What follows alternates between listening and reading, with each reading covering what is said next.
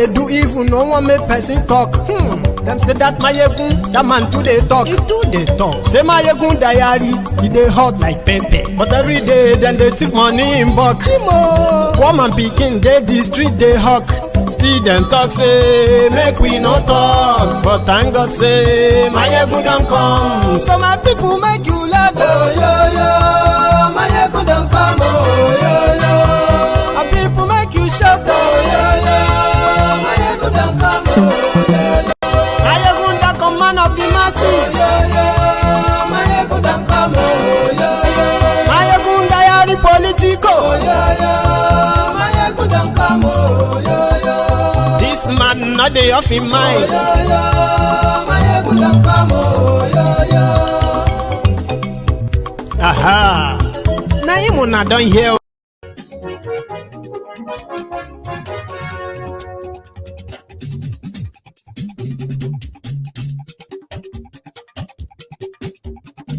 Maiyegun la wa mo la mo do. MaiyegunDiary,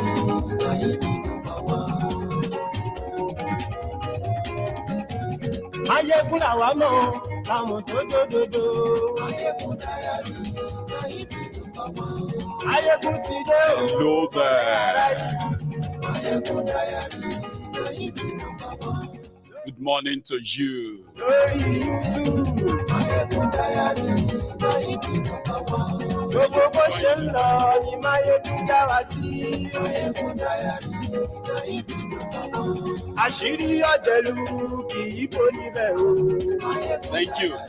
Thank you for joining me. As you are joining, we've got a limited platform to share on tonight. I am just on MaiyegunsDiary Politico on Facebook, and that is also going to be temporary because I'm going to get kicked out of there soon. But I'm also on the MaiyegunsDiary Politico on YouTube. You can join me there if anything happens to the Facebook at any point in time. But now that you are here, please share the broadcast.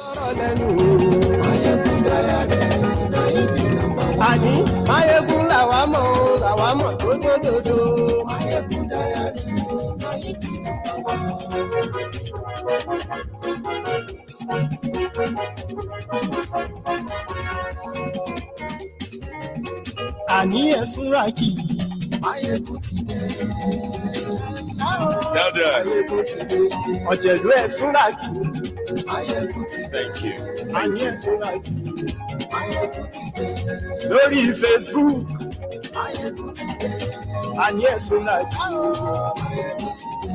Lórí YouTube. Thank you.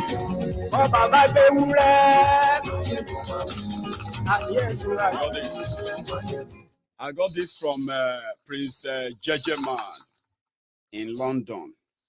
He said he wants me to shake it for every new or first-time caller on MaiyegunsDiary Politico.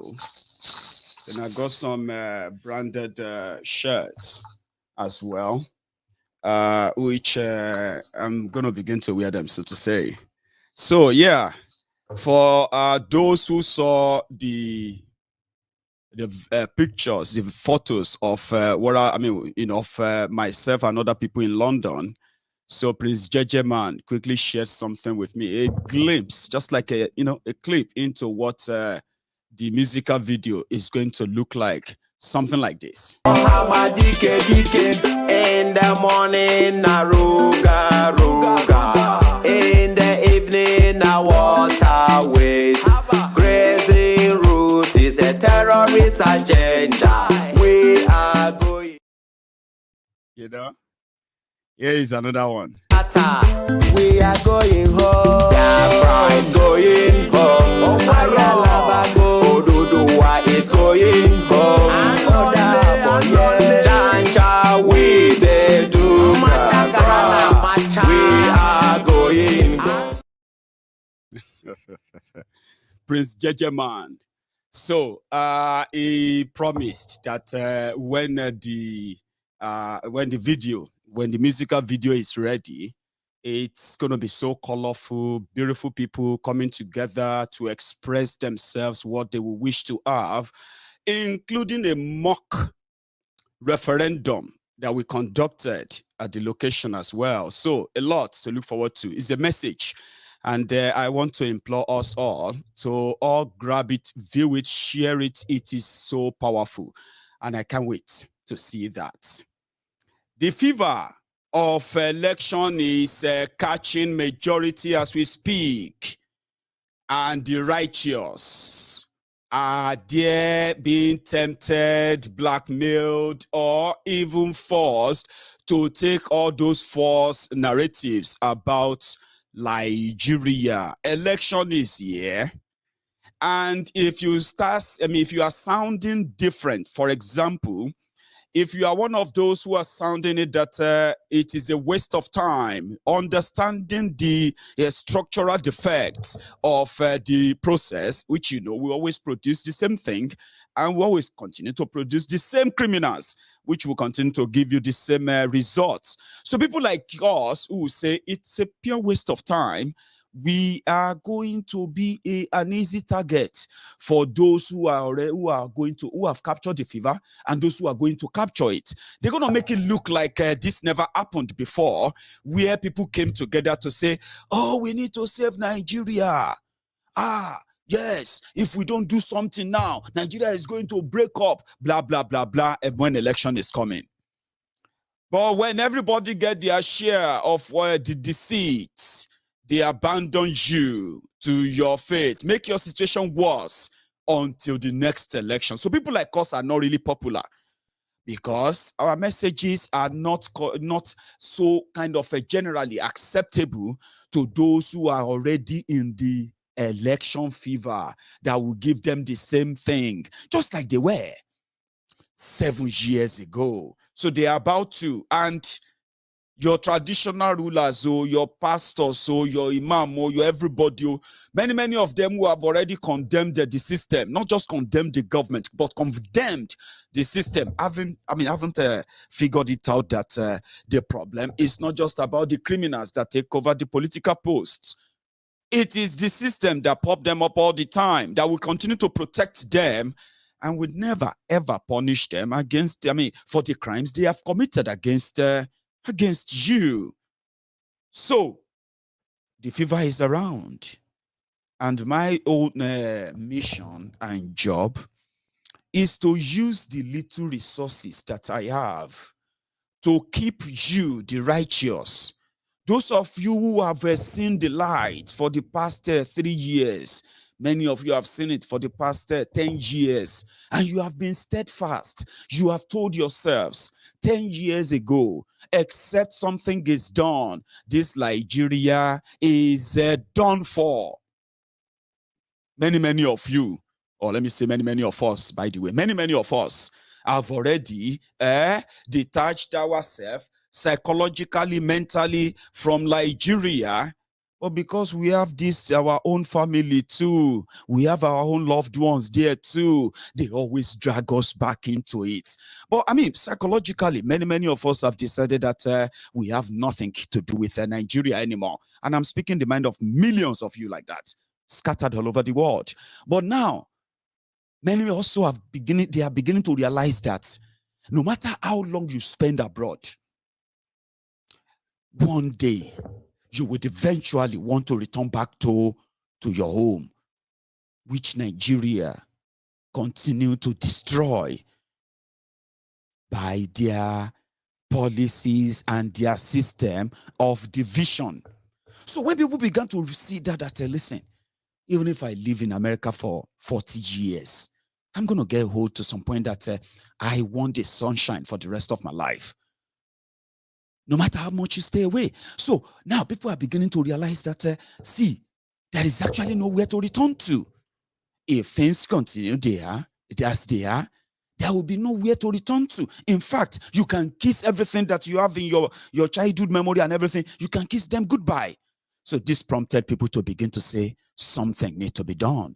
We must do something. That is the reason why the movement, the message, the advocacy for self-determination, for Biafra, for Yoruba nation, for Kwara Rafa, for everyone who believes that this current Nigeria is faulty, and except something is done, the end result is going to be calamity, like calamitous.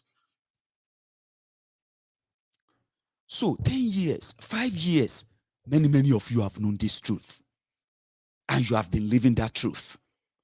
Until this moment, when you realize that you have not been the only one who have been living that truth. That this Nigeria is done for. It took many of us years to realize this. So many people who are now asking that Nigeria should break up. Nigeria should break up today. Most especially those who are currently living abroad, the diasporans. We give everything to Nigeria. We gave everything, and we continue to give.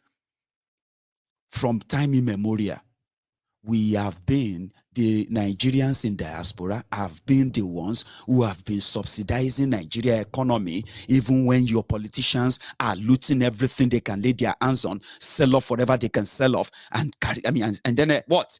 And they ferry the money out of your country. Many of us have now turned to the subsidy providers, to our immediate families, to our friends, to our, our neighbors, including our communities.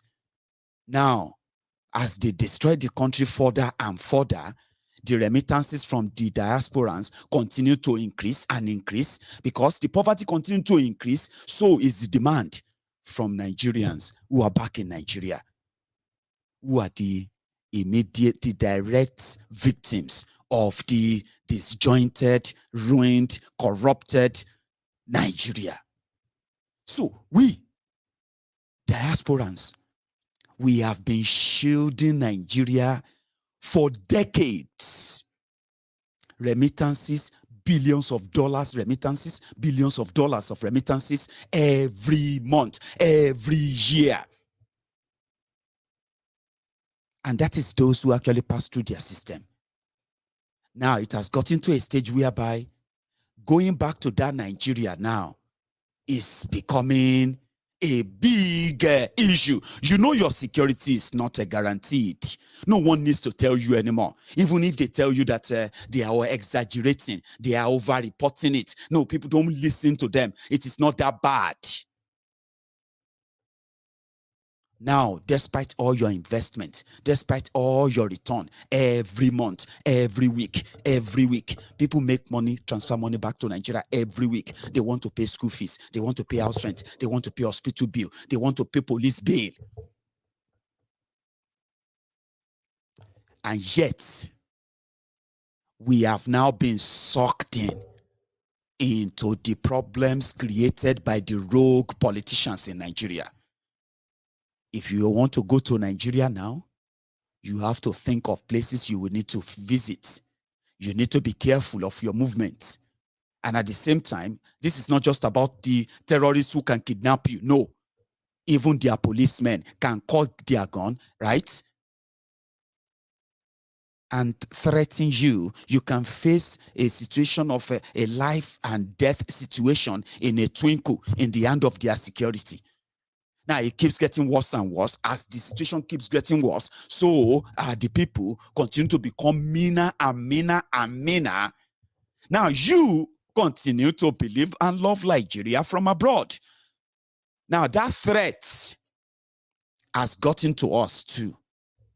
And listen, the threat to our freedom, our safety in Nigeria is not only coming from the insecurity, it is also coming from the criminals in politics, criminals in power, who have now profiled many of us. They considered as a loud mouth, big mouth.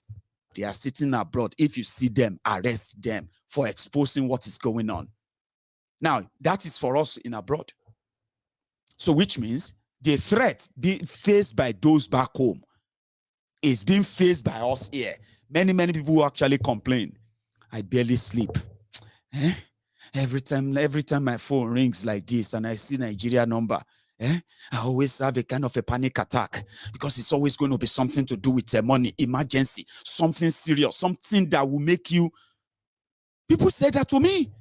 As Nigeria continue to get worse and worse and worse, so is the comfort of the people who live outside Nigeria continue to become more hyper too.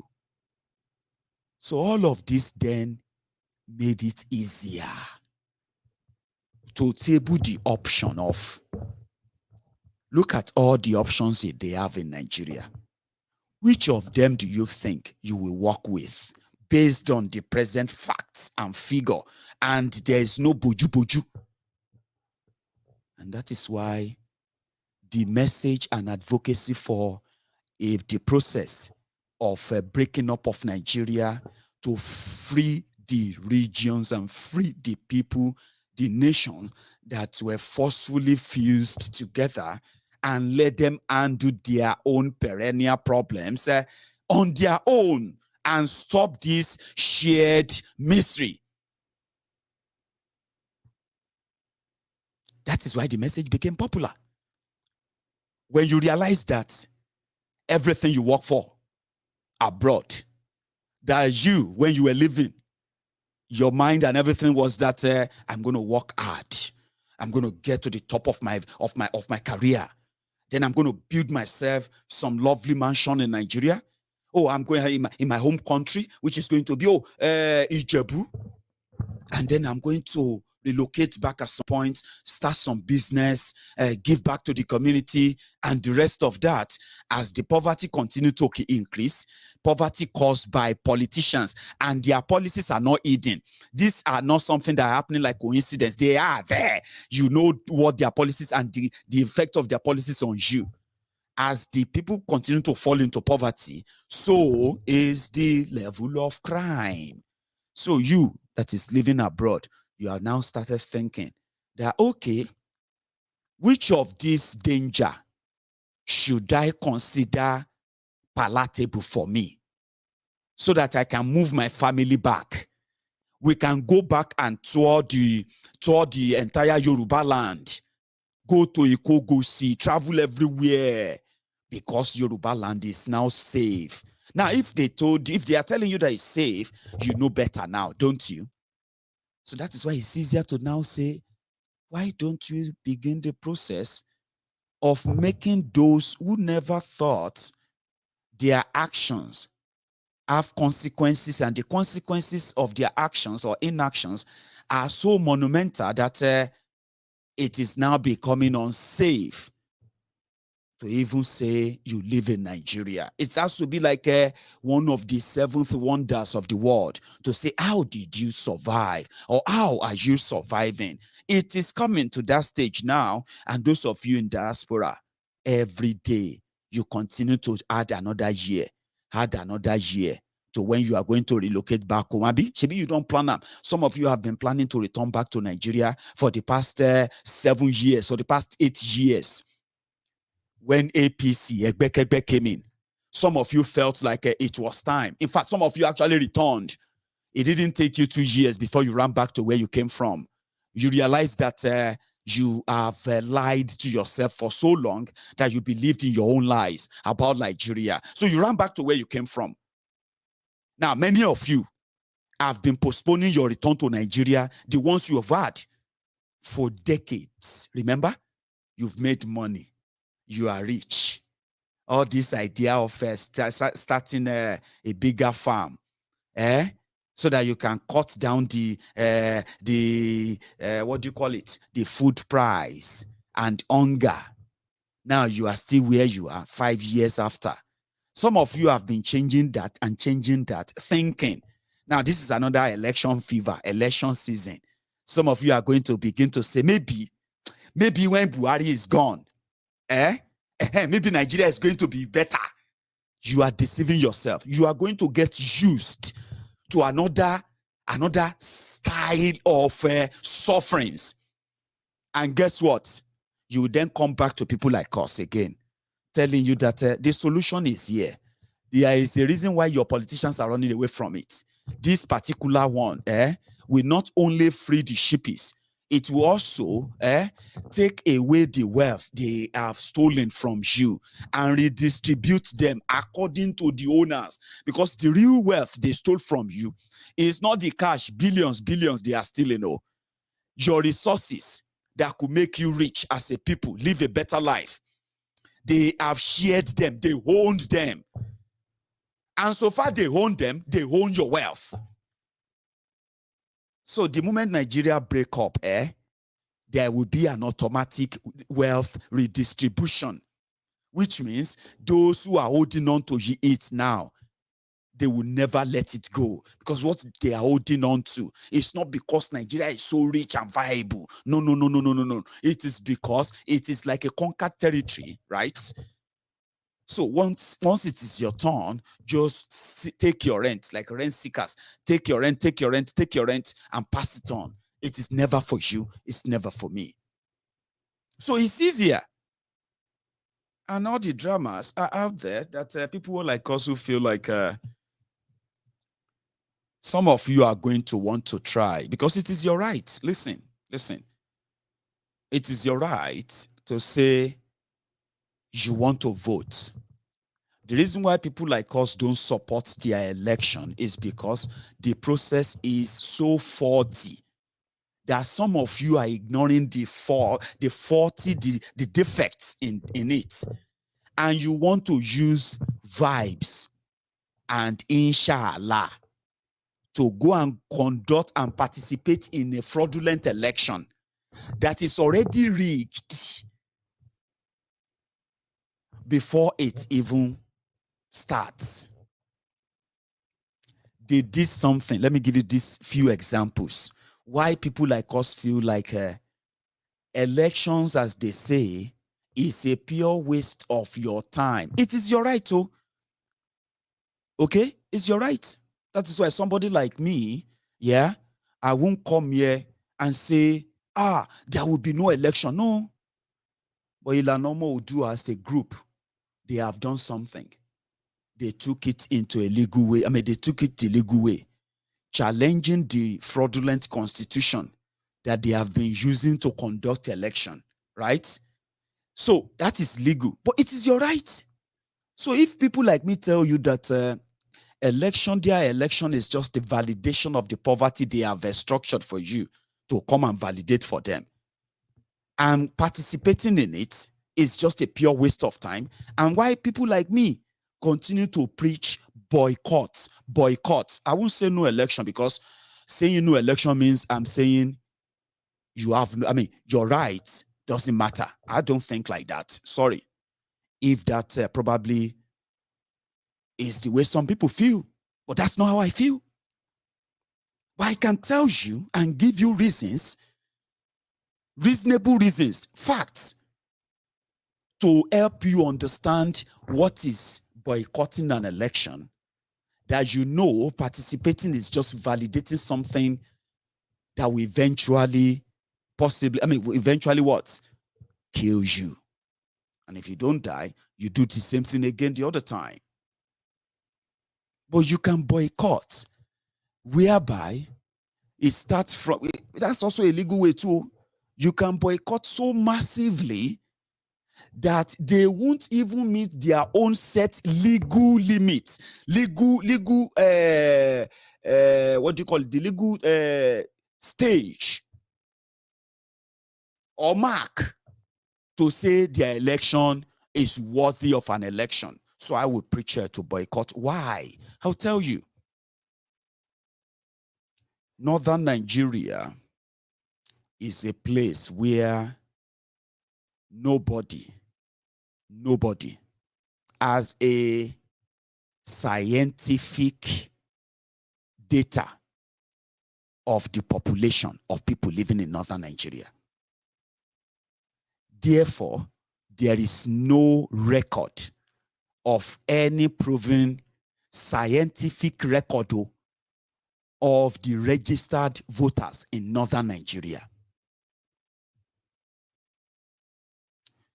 But for political convenience, they have structured it in a way that the population of northern Nigeria is considered far, far bigger than southern Nigeria, even though the southern Nigeria is more populated, scientifically proven. So when you now want to conduct an election that is decided by number, you would expect some fair level of credibility, some level of credibility in those who are going to participate in that number. So we've seen videos, we have seen pictures, we have, hundreds, if not thousands of videos from northern Nigeria where children as young as 7 years old are queued up to cast votes in northern Nigeria. Many of you from southern Nigeria, when you are doing your NYSC, doing your National Youth Service, Abi, in northern Nigeria, you witnessed all of these abnormalities in your own election. You witnessed these abnormalities, but you dare not report it. That is the process that produces representatives in Nigeria. This is a factor. And they are not ashamed of it. No, they are not. It is only in northern Nigeria where the terrorists, Boko Haram, Fulani terrorists, and so many other terrorists that have occupied the place for over 12 years, it is the only region whereby when it comes to an election day, even internally displaced people, they will have an address to get their voters card. Now, this is not me saying they should be discriminated against, but these are also part and parcel of what conjured the figure that eventually decides who becomes what in Nigeria every 4 years. So they did something. They introduced biometric voting, which means they have to take your biometric signature, your fingers, when you are registering to vote, which means at that point they will know if you are underage or you are not who you claim to be on the day of election. So that when you come around to vote, so you place your hand, your thumb, you place it on that biometric machine and your information will come on. It will come up. But guess what? In Nigeria electoral system, they also have something called electronic transfer of results. That is to say, if you cast your vote here now for this party, it automatically goes to that political party and they tally it to other votes. And everybody can see that vote anywhere all over the world.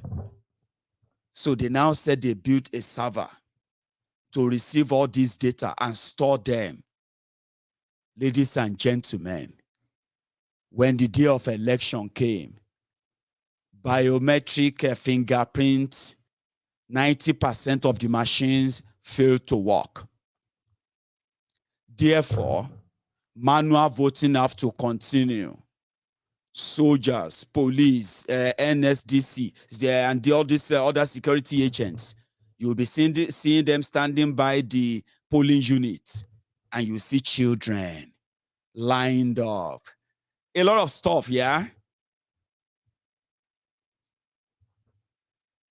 And in southern Nigeria, where people feels like getting their PVC is all they need, they actually work so hard because they always believe that all this grammar, speak grammar. If you don't do this, if you don't do that, we need to blah, blah, blah. Well, I say, okay, go and do it. It will be when they start, when they are sitting back and waiting for election results. That is when the three Kardashians they will start coming. Kaduna, Kano, Katsina, 3 million votes, no void. Kano, 3 million votes, no void. Kaduna, 2.8 million votes, no void. Everything goes to this party. Just like that. They will say, Kaduna alone don't cancel three states. All of the three states in Eastern Nigeria. Yet you all know that the process is so fraudulent. Then since you have participated, what will you do? You complain. You go to court now. So when you go to court, because it is the system, the court will then say, go to appeal. When you leave appeal, you go to high court, Abi. When you leave high court, where you go again, you go to appeal again, Abi, or you go to Supreme Court. Then you will meet the tanko technicality of this world. And they will tell you for technicality purpose, for technical reason, they cannot cancel the election. In fact, let him finish. We'll consider this next election. So last, you will say, they don't cheat me. You won't go protest. That is when they bring out the Buratai the butcher and every other murderers wearing uniforms in Nigeria. And then they will say, what do you mean? Why did you participate in the election then? Do you get the drip? Do you get the whole thing? Yeah, that's the trip. But you can boycott it massively. What do you have to lose? See? But again, it is your right. Okay?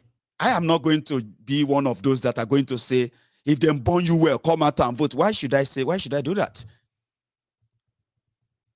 When I want to freely exercise my own right to self-determination, right to walk about and campaign that Yorubas deserve better without being shot, without being arrested or kidnapped. You get what I mean? Without being killed.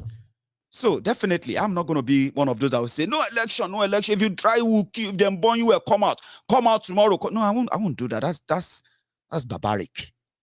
That's pretty much like a thuggish.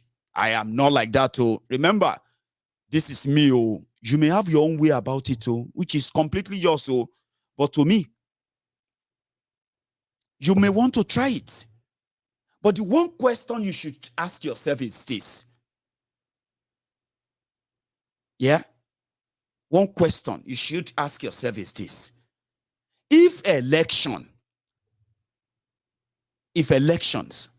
have always been the solution, do you think your own parents, they wouldn't have resolved this problem long time ago?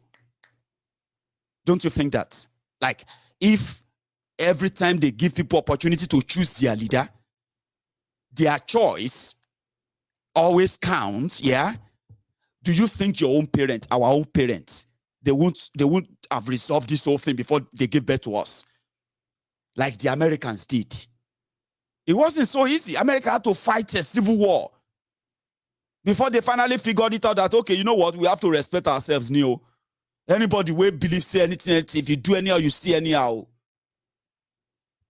So they went for elections and elections and elections until they got it right. Abi, do you think if elections that these rogues have been putting together for decades, if elections have been the solution, do you think me and you, will be doing this thing we are doing right now? Our own parents, they wouldn't have made those choices back then.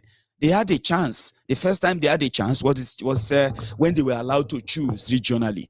They chose people who represented them, who delivered, who served them. In Yoruba land, they elected people who served them. In Igbo land, in Eastern Nigeria then, yeah? They elected people who served them. In Northern Nigeria, Tafawa Balewa, Ahmadu Bello and co. In my own opinion, the Northern people, they elected the leaders that served them. The system allowed that then. And you saw the results. So if your parents have been very much allowed to choose Our parents are not so really dumb, they are not stupid. Though. What happened was that many of them, they never believed that one day Nigeria will become what Nigeria has become now. They never dreamed it. Therefore, majority of them never had that zeal to push and push for real and break the chain way back. So they felt like, if this one not doing well, bring another one. Because they could, according to them, the economy is still manageable enough that they couldn't really feel it. They are old now. They are feeling like, I wish that when in the 1972, I wish Baba, you are old now. So if you are warming up to go and vote election, ask your parents if elections could solve it. Why are you now joining people to say NSAS, stop brutalizing, stop corruption, give us electricity, give us a road, give us the security, give us this? Why are you at your age? Democracy, this demonstration of craziness started in 1999, but Nigeria did not start in 1999. But 1999, if you are watching me right now and you are just about 23 years old, my dear sister, baby me, your parents, they killed to vote in 1999. Some of them, now because of waiting they expected, Nigeria will become when the military is gone, when the military are gone. Now the joy, they take do that nice sleep will eventually produce you. I'm not trying to say, because if you like saying a joy, baby boomer, I've been con. 1999, end of military, democracy, government of the people, by the people, and for the people. Now, so then give birth to many of you. If you are 23 years old, 23 years old, 22 years old, now democracy, joy, your parents decide to have you. Some of them, even when they told them that when your mama told your papa that John, be like, I don't get pregnant, I don't get beleo. Say, don't worry, Nigeria is about to get better. I'm a graduate. I'm a mechanical engineering graduate. Baby, don't worry, let's get married. This is democracy. And all this military will be gone. You are 23 years old today. You are still joining us to do NSAS. Give us job. We are dying. What is all this?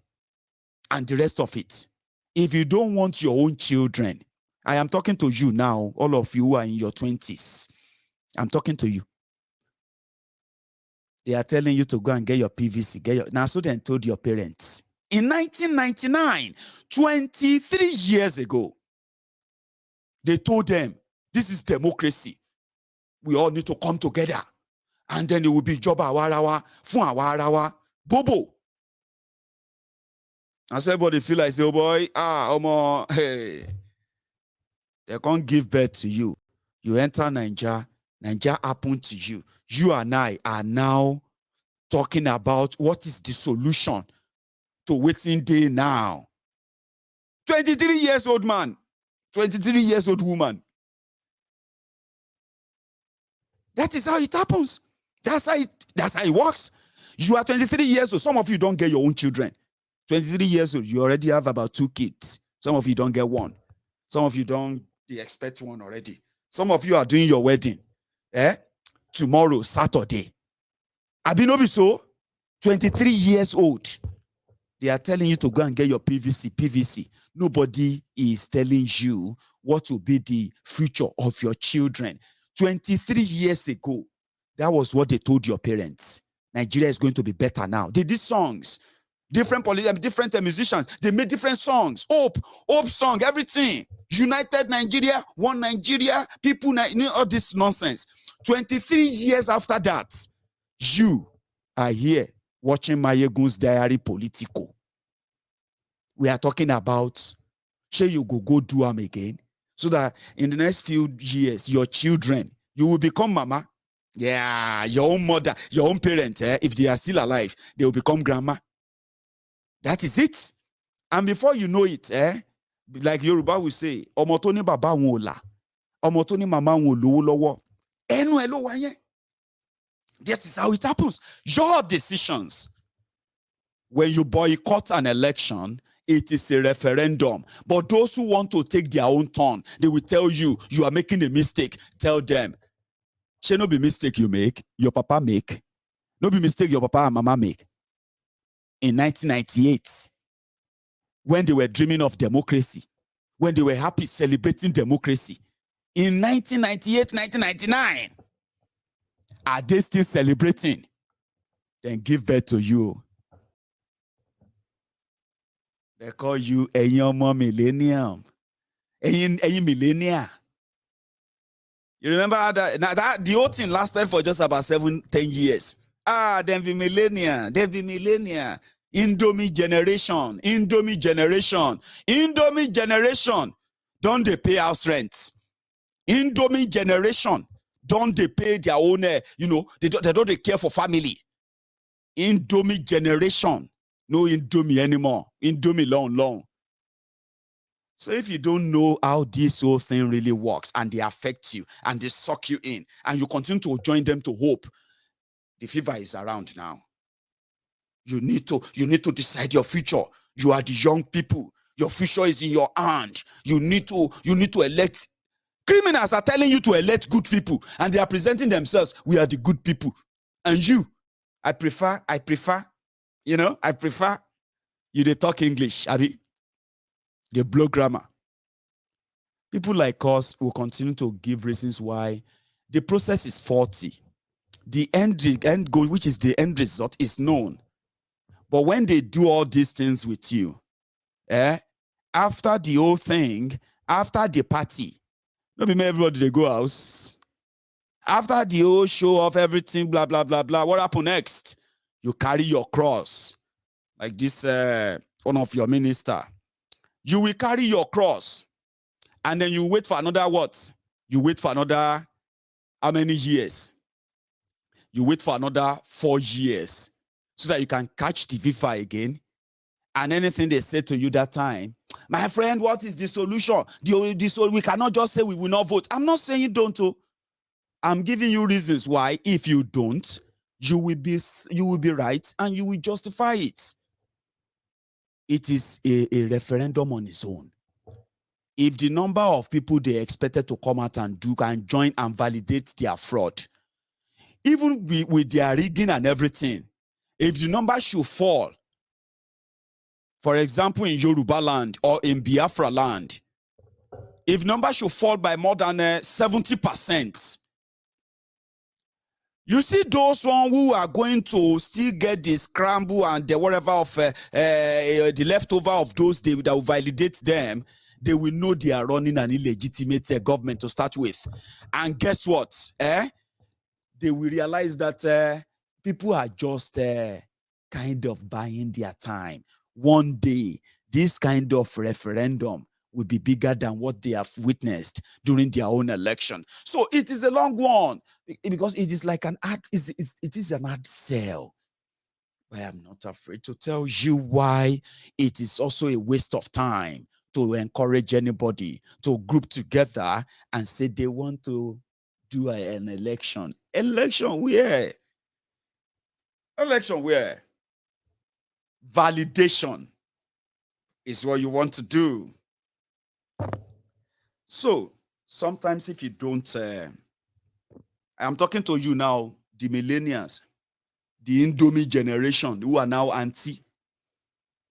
I know some of you, I don't have many 23 years old on my platform, by the way, sadly, yeah. The, what do you call it? The stats that I always get is that I have 29% of my viewers, my subscribers of MaiyegundsDiary Politico are between the ages of 24 and, are between the ages of 34 and 45. the next bigger demographic audience I've got is between the ages of 45 and 54 years old. Though. I want Balagbao. No wonder. I've got so many professionals on MaiyegunsDiary Politico who always kind of pay attention to detail. They're like, I pay attention. Maiyegun said so and so the other day. That I want to say something about that. You know, people who are actually like intelligent, elderly enough, right? So I have them. They are the second biggest demographic audience I've got on MaiyegunsDiary Political. But you see the people between the ages of 24 and 34, they are just about 19% of my audience. They are even like a fourth. You know, the third biggest demographic audience I have, they are between the ages of 54 and 64. Just like that. Elderly people, they here. That's why we call it the temple of truth, where people, when they get to a certain age and they realize that the truth that they have known for all their lives, for once, somebody is just saying them. So that's one reason why I have a lot of you here. So thank you very much, my people. I appreciate you, every one of you. But I am addressing those who are just between these ages of 18 and 23. You were called the Indomie generation, the new millennials, the millennials. But Nigeria happened to you enough that today, you see people in that age bracket, they actually constitute between 18 and 24, 25. You currently constitute more than 40% of the population of Nigeria, generally. That's a massive number that could decide who becomes who or who becomes what in Nigeria. But the system will never let you use that. So they're telling you to go and get your PVC. Some of you, you need to witness it. You need to find out before you realize that Maiyegun that is telling you that don't waste your time. Don't get carried away. Nothing they are telling you right now, they didn't tell your parents. Nothing that you are reading today or they are promising today that they did not promise your uncles. Listen to me. Some of you, 4 years ago, you are just about 19 years old, remember? Which means you voted 4 years ago. Some of you who are just about 17, 16. 4 years ago, you are now going to be eligible to vote. So they are telling you things they told people your age 23 years ago. Oh, you need to take your destiny in your hand. You need to stand up for your future. You need to get your fellow youths, bring them together. You need to support good candidates that love you. How do you know candidate that loves you? I'll tell you. Though they may tell you to be pretending, but I'll show you. How to know a candidate that is very, very serious and possibly will deliver. Excuse me. So, first, you have to identify something like this. It is Alhaji Bola Ahmed Tinubu again. And this time, we are here to convey his message, to convey his humanitarian services, to convey his philanthropism to Kano people. Bola Ahmed Tinubu, in a household name, not only in Kano, not only in Nigeria, but world over. That is why his generalist Muslim brothers, he decided to bring this to our people, which will serve as a palliative, especially this time, the last 10 days of Ramadan. So for us, just put him in our prayers, pray to Almighty to make things easy for him, to have an easy ride to be our next president. And as I said, this time, this is a 1,200 bags of 25 kg of rice, and also 600 bags of 50 kg, which will be distributed to different categories of people. We have 453 national delegates. Each of them will receive 150 kg. That's the one I can use as an example for now. I'll give you more. So you get exposed to things like that. Yeah. So when you start hearing names of somebody who is giving food to the poor people during Ramadan, somebody who is giving food to poor people or giving money to poor people, that must be a good person. Such person they must be a good leader then. But because you were born into darkness, you will never probably want to know how did those poor people ended up begging to be fed by this one politician or this politician or that politician. Because you are born into darkness. Now, they will tell you that politician feeding people, sending people to Mecca, renovating a community school, sending a paracetamol to the clinics when there is none. That guy is a great leader. Meanwhile, you are living in poverty, so to say. Then you begin to believe that it must be. Ask your parents to. I decided to send most of them back home today. Ask your parents. Did they not tell them the same lies when they were younger like you? They were told the same thing. In fact, the same rogues that you are seeing today, they have actually been the same rogues you've known all your lives, right? Same with your parents. Most of your parents, they've never known other politicians or other names or what have you when it comes to political power in Nigeria, other than these rogues that you are seeing today. Your parents served them. You are serving them well every time you stand up to defend them. But again, it is your right. I mean, it's your right, of course. You have the right to say, I want to participate in this. You have the right to association and all of that. Just same way it is our right to have the right to peaceful association, like demanding for the referendum for Yoruba nation. You get what I mean? You get what I mean? Exactly. But some of you will never find out why people like us would rather ask for a referendum where people will be tested to choose if they still want to be part of this contraption or not, and what will be the conditions of being part of that contraption. You get what I mean? The reason why people like us are like that, some of you will need to find out. So that's why I'm not going to say no election. No. Sometimes we need you to touch that fire when you feel it. That's the moment you likely then feel like, oh, no wonder. So that was why Maiyegun said that it's a waste of, damn, I've just wasted my time.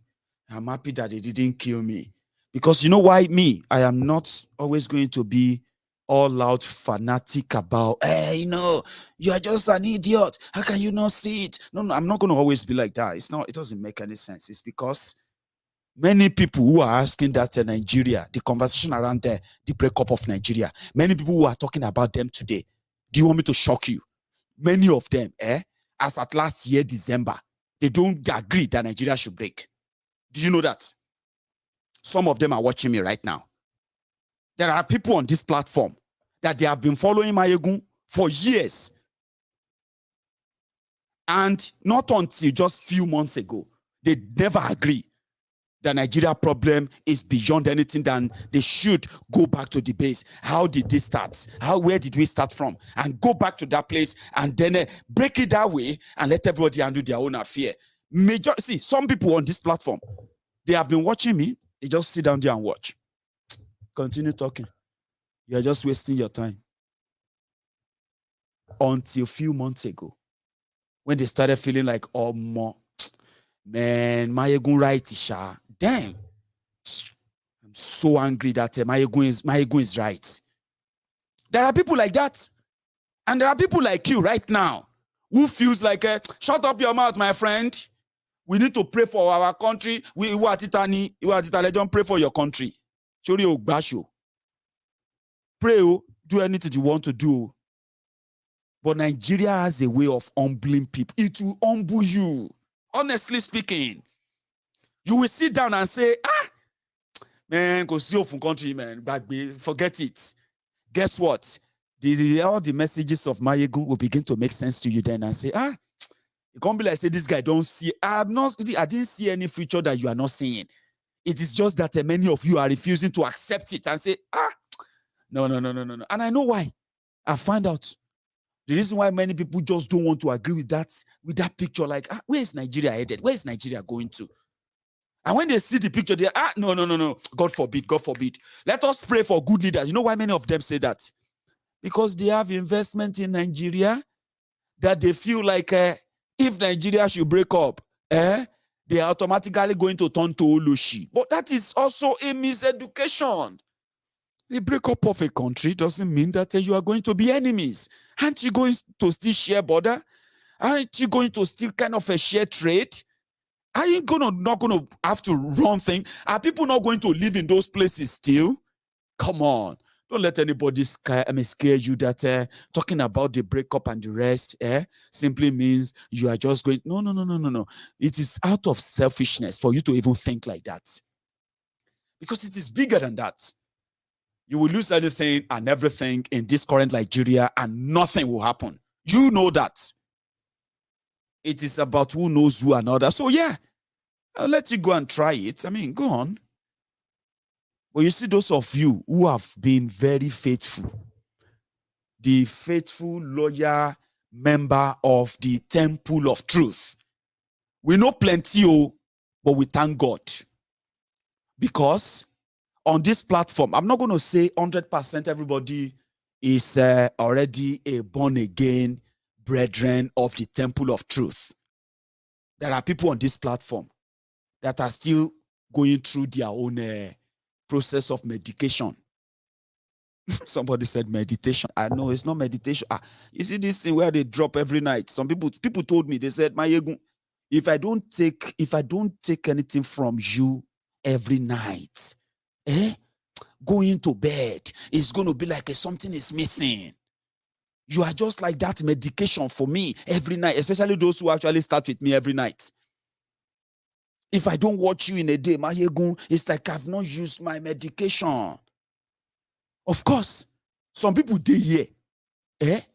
Now this daily dosage medication, awakening, and the rest, that keep them fit. There's so many temptation everywhere. Support your brother as a Yoruba man. You should wait for Biafra. Let an Igbo man be president. So many temptation everywhere. Look at how many people they are killing because of Biafra. Why don't you just say, my brother, we love, to stop this Biafra thing so that you can be alive. But yet you didn't. You still stay on. So you need all these daily dosages to keep your mind, your consciousness, your everything, your spirituality against all these dark forces, dark voices. Do you understand that? So there are people on this platform who haven't really received the healing, and they're always welcome. This temple, Maiyegun says, let ye who seek the truth and ready to live with the truth, no matter how hard and how unpalatable it sounds to your ears, let ye who seek the truth come before thy temple. You know me saying everybody go get healing. Some people stubborn. You see, Nigeria has bashed some people beyond repair. But somehow, they're going to use this platform as a therapy. Just for them to understand that even though they know the truth, they choose not to follow it because it's so hard. They still need this sermon. They still need this preaching, this whole thing as a therapy to remind them that maybe they can always have a place to fall back to when everything finally boomerang. So yeah, we don't expect everybody to be on the same page with us, but as the fever, this Nigeria election fever is spreading, And we are also working to win more souls, more hearts, and make them understand what is at stake. And at the same time, to make them see that they have choices. Whatever choice they make, they should also know that they will be responsible for them. You know, this is like multitasking. So we are not many, but we are grateful for this gathering. Because you see, those who are here, we are doing our best so that this fever will not catch them. People where they shout Biafra today, no go on they shout Peter Obi tomorrow. People where they shout Odua Nation today, no go on they shout Tifnumbu Oshibajo tomorrow. It takes a lot of work and serious spiritual awakening, which is what I am doing. And it is a thankless job, people say, but I have been thanked many times. Many times I've been appreciated for doing this again and again. And that is why we need to show this. The election is fraud. Don't just say it. You need to own it.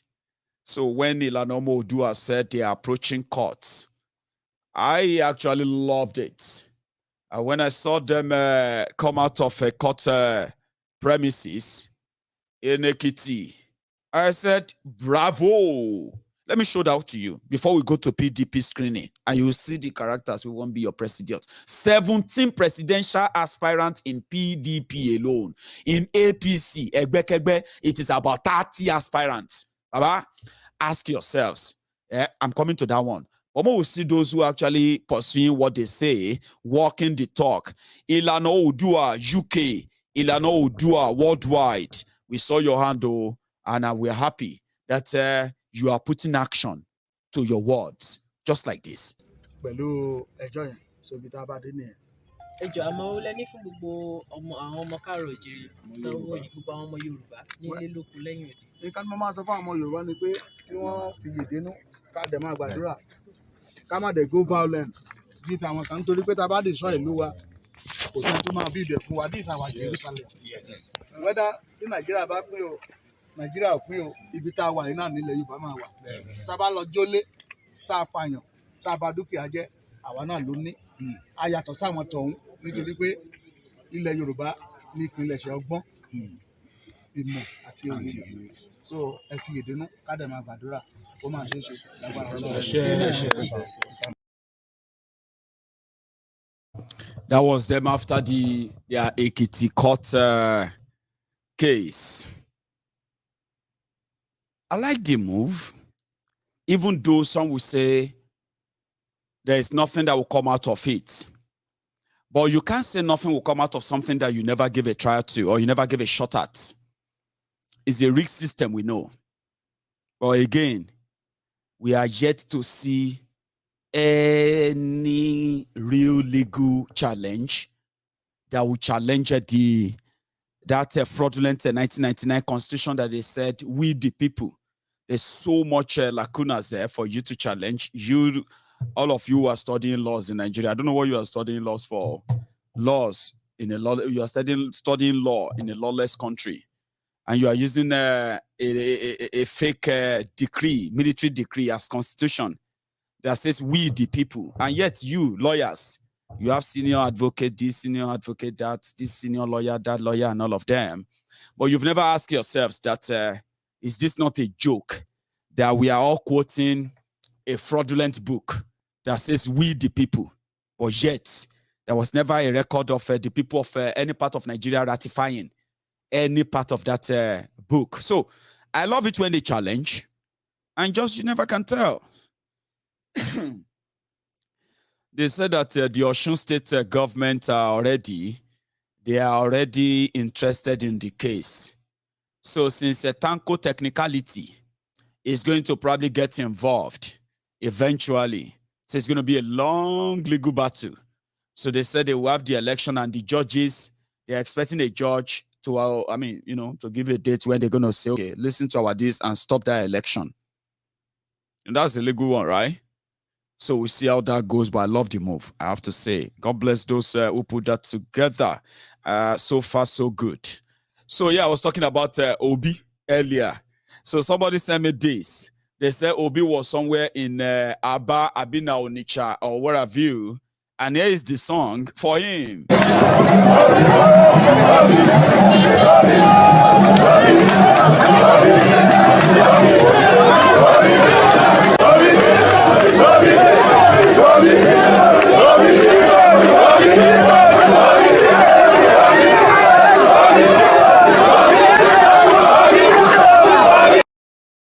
You know, there's this kind of political. I'm talking about this political fever, all right, election fever.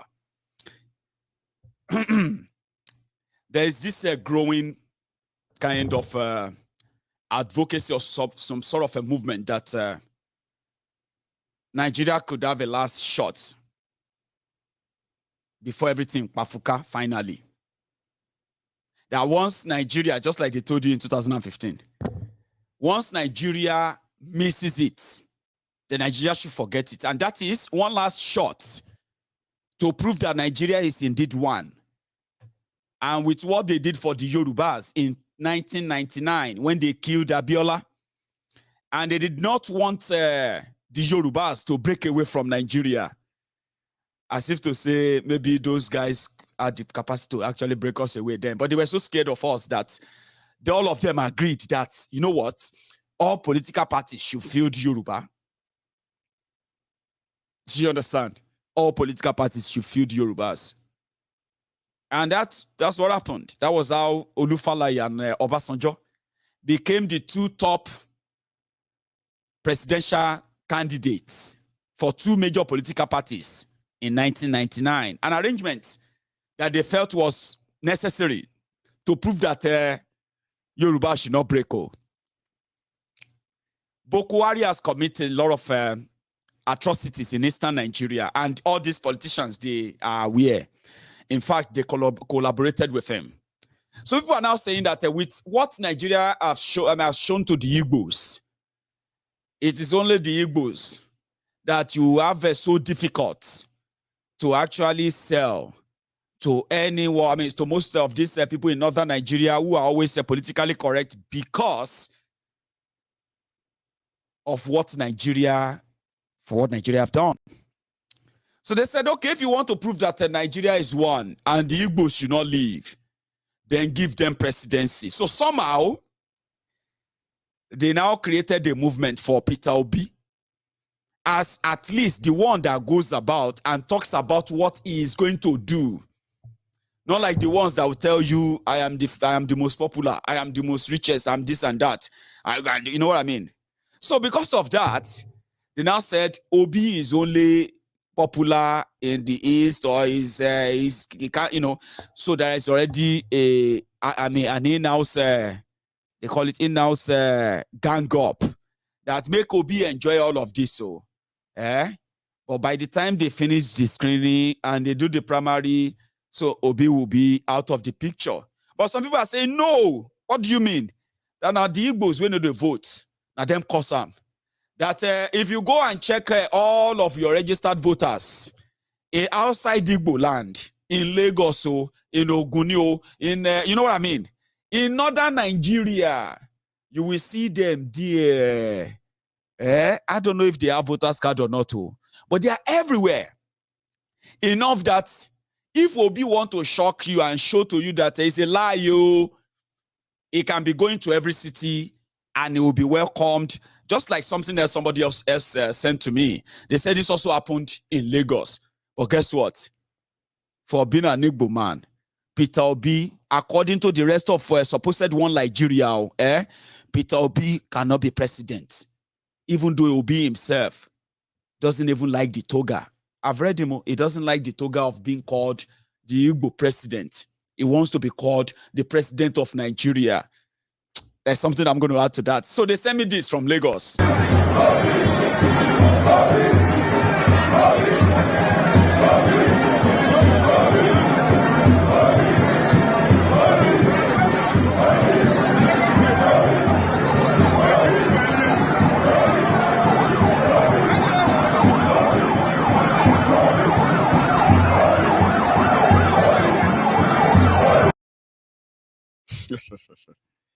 So it's like that's gonna be the song. So you're gonna see more of that in this their election fever. So they said maybe Peter Obi could be that new figure of a new fraudulent unity, a kind of hope that will make you want to think twice. Man, I have to save my brethren. You go see Fimo.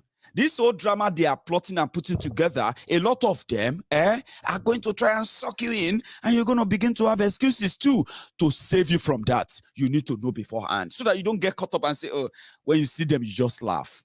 Say, something like Maiyegun say, I like them, but it's all going to end in what? In the same tears. Maybe not for them, but for you, that is going to give them or allow them to steal your hope again and say, oh, we'll give you another hope. Let's give you another Obi. But whatever. You know what I mean?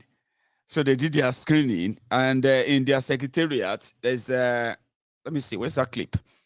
I got, I think, 2 clips. So I think there was a part where they asked Peter Obi about Igbo presidency. And I remember I've told you too, I said, listen, you are those who are seeing yourselves as, I am Igbo, I am I'm Biafran, I am Yoruba, I am this or that. So that when something happens, you can say, oh, they don't like the Hausas, oh, they don't like the Fulanis, oh, they don't like the Igbos, they don't like us, they don't do this and that. But you see, for those elite, those political rogues and criminals, it is just a pure class thing. It's not about where they come from, it's about class. It's a class war. To them, they are there. To them, they are there, and you are here. So you need to take a leap to jump there, and it takes a big jump to get there. Now they identify as, they see what they did to an Igbo man, see what they did to a Yoruba man. Oh, ja. No, any one of them who comes to that seat of power in Nigeria, they will turn their guns on you for asking for Yoruba nation.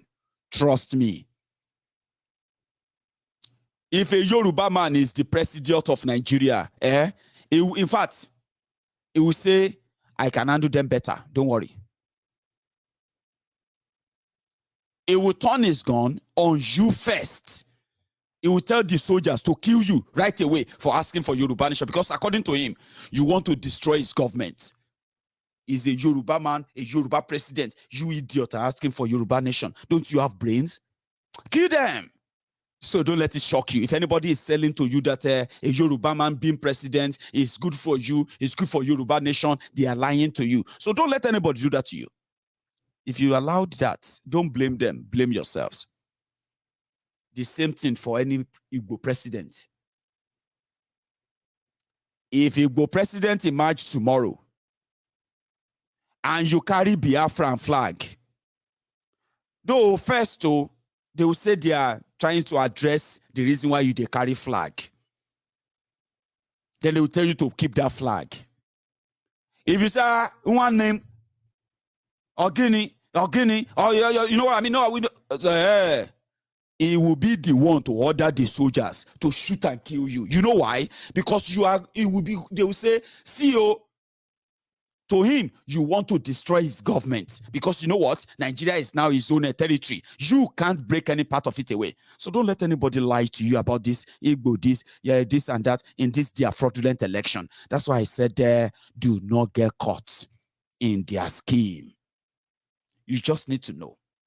You also need to know as it is going, so that you are never going to be so shocked or surprised by what is going to be the end result. That's one thing about me. That's one thing about my friends here. It may take a time. We always know where it's going to end. And when it gets to that part, we wait here and watch those who felt like it will never happen come down here and complain and say, I never believed this is going to happen. I say, well, now you better believe. So the characters, 17 of them, they were inside They were inside the PDP secretariat to get cleared from, you know. So I wanted to share something with you because Obi said he doesn't care about, this shouldn't be about where anybody comes from. It's about how to save Nigeria. In a short word, see. Nigeria is unproductive. It is collapsing. They are looking for a fixer. Someone who is access to getting wealth. Not about where is this. Where you come from is important because some people can say we're looking for equity and justification, which is necessary in a diverse country. But most important, we want somebody that can start creating wealth in Nigeria. You need to check my track record. I'm a trader. I've operated in the corporate world. I've been a governor. That is the record you need to check. You don't need to ask me, just check my trajectory. And I've been everywhere in the world, and I believe I can fix it. Okay. And he's right, oh. To his record, though, he's right. He's the only person who can stand in a room and talk about economy, and talk about trade, commerce, and talk about jobs. Yeah, he's the only person among them. Apart from that, I mean, apart from him, well, you see them. Some of them were there today for screening. Somebody like Wiki. He's a very quiet person. I don't get such time. You are talking and it is showing. I don't get such time.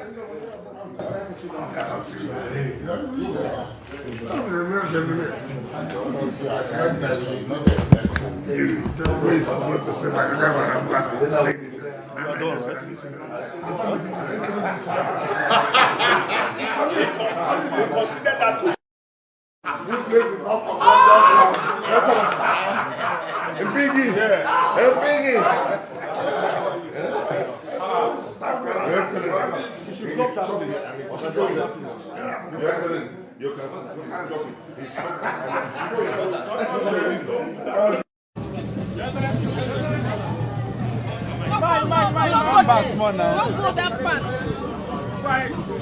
All right, we'd like you to just tell us briefly about your experience on the screening. It's a number of things. Trying to cross-check your documents as regards to what you submitted to them. You presenting the originals of your certificates. They compare it to the documents you submitted to them. Thereafter, they just asked me a question. What do I think? If I'm elected as president, will be my major focus. And I said, it's obvious, the major problem in this country today is the issue of insecurity. If you cannot tackle insecurity, then there's nothing you're talking about. If you get if you bring the issue of insecurity to the level where people are happy, then you can talk about the economy. So you can't talk about the economy without the environment being safe. You can't talk about improved agriculture when people cannot go to farm. So everything revolves around security. But that requires also a strong leadership, a courageous leadership. And that's what I have. So as an aspirant, the first hurdle is passed. What other hurdles do you think all other aspirants are looking forward to do? Well, for me, I believe that I will scale through. But I don't want to say I have scaled through, but I believe I will scale through. You will. You will.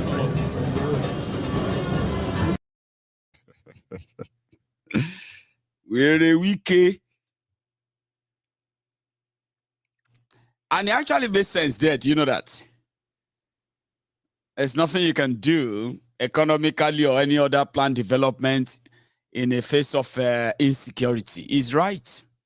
You can't farm when terrorists invade your farms and destroy that or murder farmers.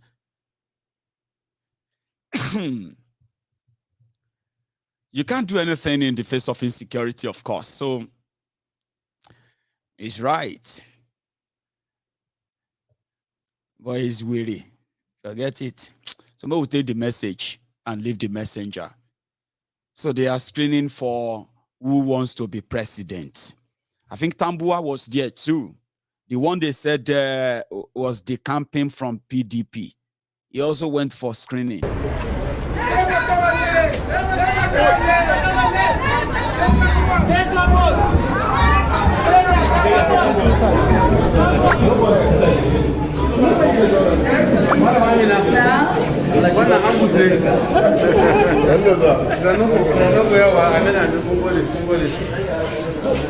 What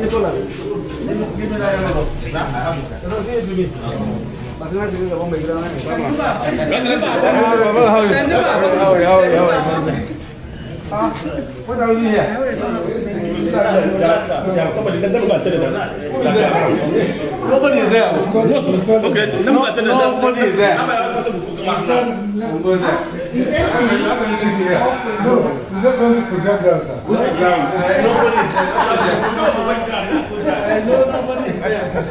You are the first.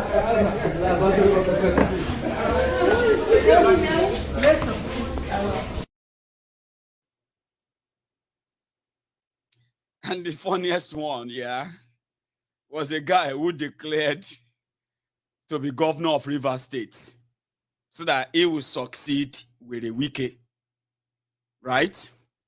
But you know what the guy did? I don't know what the guy did, Sha. Governorship candidate, now so with the wiki said they should pick him up. Now so them bundle and arrest governorship candidate who also happened to be a House of Rep member. Wike told him, don't ever declare to be governor. You declare, which level now? The guy go declare to be governor. Wike said, arrest him for whether they do screening.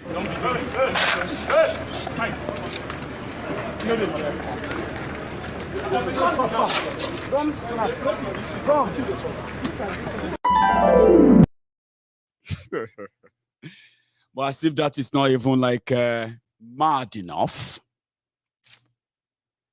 Just a few days ago, we were talking about the way they displayed the body of late Alaafin Oyo, remember? And we said some of these things, right? They are meant to be kind of sacred enough, not for what they are making of it these days. And which one is Allahu Akbar on Alaafin? Baba, got the budget, especially in Yorùbá, got the war gone to the budget gone. We were talking the other day about those who got kidnapped on Kaduna Abuja Railway, remember? And just 2 days ago or thereabouts, the terrorists released the pictures of those they kidnapped after those they killed, though. And it's been 32 days now. They have been in captivity of the Boko Haram who took them, including women and children. Yeah? 32 days in the terrorist den. And the Minister of Transportation, Rotifmi Amechi, the Ubima Judas Iscariot, carried his cross because he wants to be president. He's already abandoned them. He said he asked for 3 billion naira to mount CCTV camera, but they did not give him. So waiting they won't make him do. Everybody go pay ransom, Jare. He won't be president. He can't enter Lagos. So, ladies and gentlemen, Ikubolaje, that's what they will say about Alaafin of Oyo. What would you say about this one? Oba Lagoon, who stood up from his own seat, Ijoku Oba, and he had to stand up to address Rotifmi Amechi. And I tell everybody, future belongs to God. If it is efficiency, knowledge, activity, you are qualified. But future belongs to God. I pray God Almighty to give you good health of life. Amen. You see, like Machiavelli, he Say the end justify the means. If you are looking for power, forget everything about morals. Me, I don't have it like that. I want to see you every time. The best will happen. God will give us the best man who will address all our problems, who will move Nigeria forward. If it is you, no problem. I want to see you. But you are very agile and honest to the fault. But politicians don't quarrel. They only disagree to agree what? To agree later. God Almighty allow you. I wish all of you join the masses. It shall be sumo sebila yatsara for all of you. God will open the way for all. God bless. Thank you. They say Maiyegun they talk, Maiyegun they talk. This Maiyegun, you don't have any respect. But say if I don't see, I they talk. If I don't say things, do I talk when I don't see? Amechi brought bag of money to the point that Akinolu could not sit down. Let me stand up. Because I can imagine what the scenario was for him to finally stand up there, for him to stand up. First class Oba. Somebody that will compare himself with Ni of Ife. Oba TikTok. You see, I saw Abi Oba Alaafin, Oba Gbesele. I just hear that only government girls college Oyo. All of you went to get government girls college Oyo. They said most of you had the experience that once they say Alaafin is coming around, they will have to send all of you who are already looking matured in your 16, 15 years old. They will say you should go back to the back of the queue so that Alaafin won't see you. Some of you are grown-up women now. You are now mommy and daddy. Abibeko, you didn't know that they were taking you away from a pedophile. They say, Kabi, excuse me.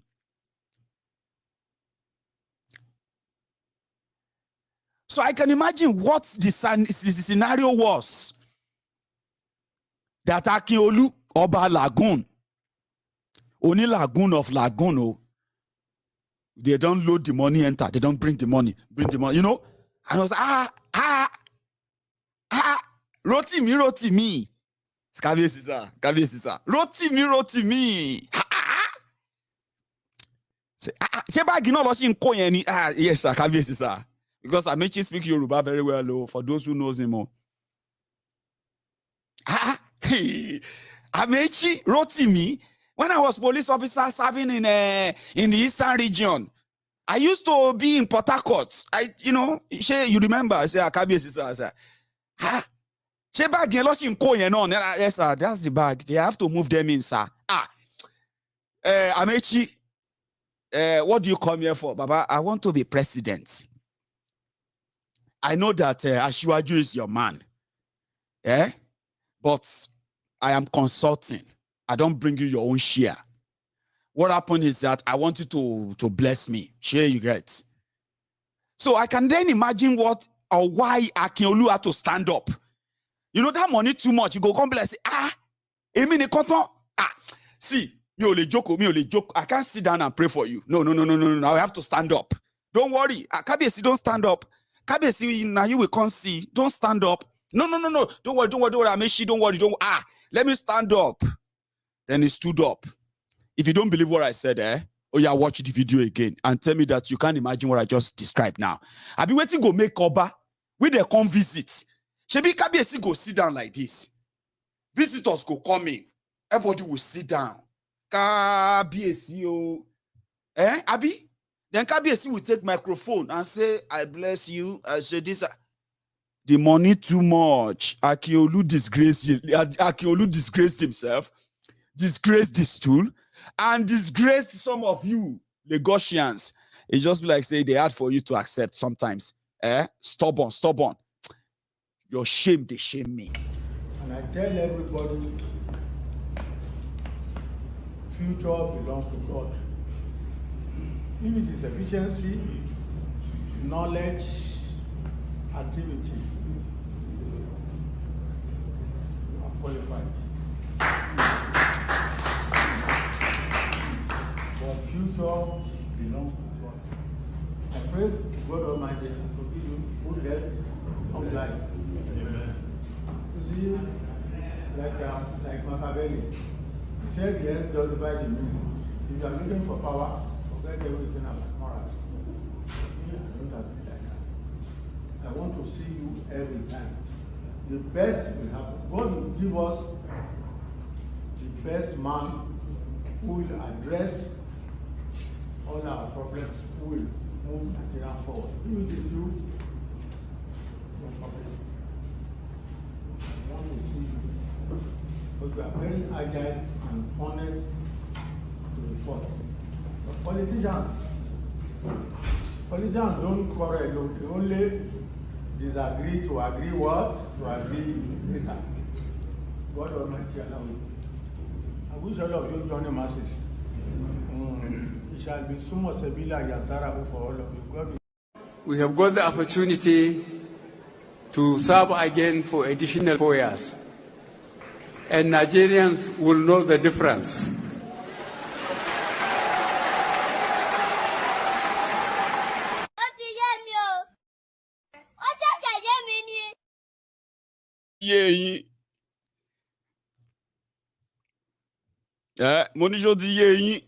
You get it? You get it? Okay. If you don't get it, forget about it. So it's all bobo. Their law says that if you want to run for office, you have to resign from your political appointment so that you can leave everything of government and everything. No interference, no stealing of money, or no using the government money for your campaign. You can be able to concentrate. They've started screening people now. See them, they are carrying your money. All of these looted loans, now they are bringing them out, giving them to Yoruba, giving them to different group of people, and everybody is catching the fever. Any spirit that will make all of you, will make any of you on this platform, MaiyegunsDiary, Politico, to ever catch this of their fever, I burn that spirit by the truth that comes out of us here, because I don't even know what to use to fight. And see me then made them prevent you, other than just to tell you the truth and pray that you are never going to look look the other way.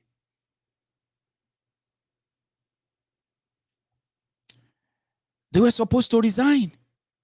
Malamu is still your your Attorney General, Minister of Defense, Minister of Justice, is already standing screening for the position of Bauchi, for the position of Kebbi State Governor. So he's just going to be your minister, and he'll be going about to campaign as governor of Kebbi. Then he'll be your minister. He'll be, you know what I mean? When is this madness going to stop? Amechi is your minister of transportation. The other guy is your minister of education state. Who else is in the game with them in there? Ngige, your minister of labor, and what? Productivity. More and more of Boko Haram's ministers are declaring for presidency, and some are saying that so all of them will declare for presidency, and they will loot money from everywhere they can take and just hand it over to APC, Egbekegbe, as a presidential form money. And look at all of you. You are just watching in shock. You are not saying it, are you?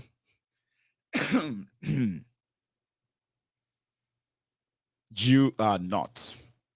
But that's the rigged system that they want you to go all out to convince somebody to get a PVC for.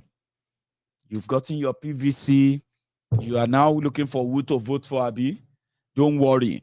They will give you enough that will make you feel like anybody who is not among them can never lead you right. So what else? Not until you do it, possibly. You probably won't agree with people like me. So my message is for two people. One, to keep my own brethren under the spiritual guidance from people like you who are going to be blackmailed, manipulated in order for you to come and manipulate people who have been living a sanctimonious life of sanctimonious political life, political understanding of what is going on in Nigeria, and will never be dragged into any of their charade anymore. They've chosen something different, something that many of these Nigerians considered as impossible. It will never happen because their leaders told them so. But what they didn't know is that they haven't asked their leaders why. Because they have no chance of asking, so to say, or maybe they have no courage of asking. So we want to save those who have known the truth, and we want to be more light, or what do you call it? Yeah, more light onto the darkness of those who are still wallowing in that darkness. So it's a tough job, and then we are not giving up. So I am going to open my line, just as we do all the time. Yeah, I'm going to open the line. I'm going to take calls. Okay, and then we are going to raise funds. So I want you, my friends, as we all know that, this is a pay week, and this is also the pay weekend as we are moving down to the weekend. So if you have anything that you believe that you want to spare towards our fundraiser as we do, this will be the moment. But just before we get to that, go and grab your debit card, your credit card, your every other card you probably will need to use. Donation is voluntary. When I get back now, I'm going to take your calls. You make your contribution, you add your own to the whole conversation, and then we'll do that and that and that and that, and we'll also raise money. So if you are with me and you have not left, take a moment and like the video, share it. It is your offerings. Come on, you know how we do it. So do that. When I come back and I make my tea, I will start taking calls. No. Prince Jejeman.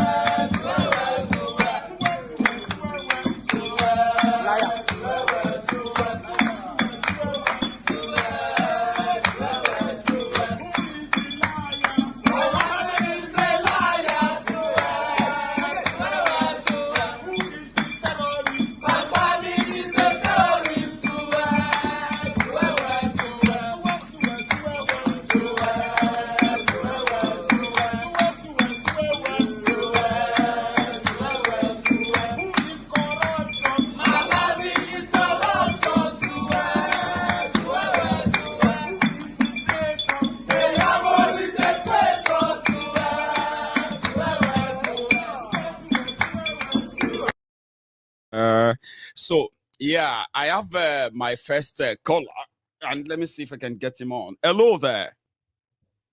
Hello, Maiyegun. Hello, sir. How are you? This is Ade from Texas. Ade from Texas. You are my first caller tonight, so go for it, sir. Yeah, God bless you, my brother. Amen, sir. Maiyegun, Nigeria happened to me. Say that again.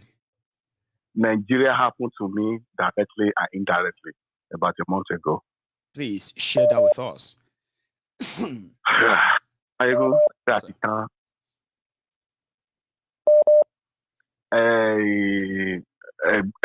àbúrò mi ọkọ ẹ̀ wọ́n jọ ń kúrò ní Jos wọ́n fẹ́ wá sí Iléṣà nílùú ọkọ wa ṣe wedding.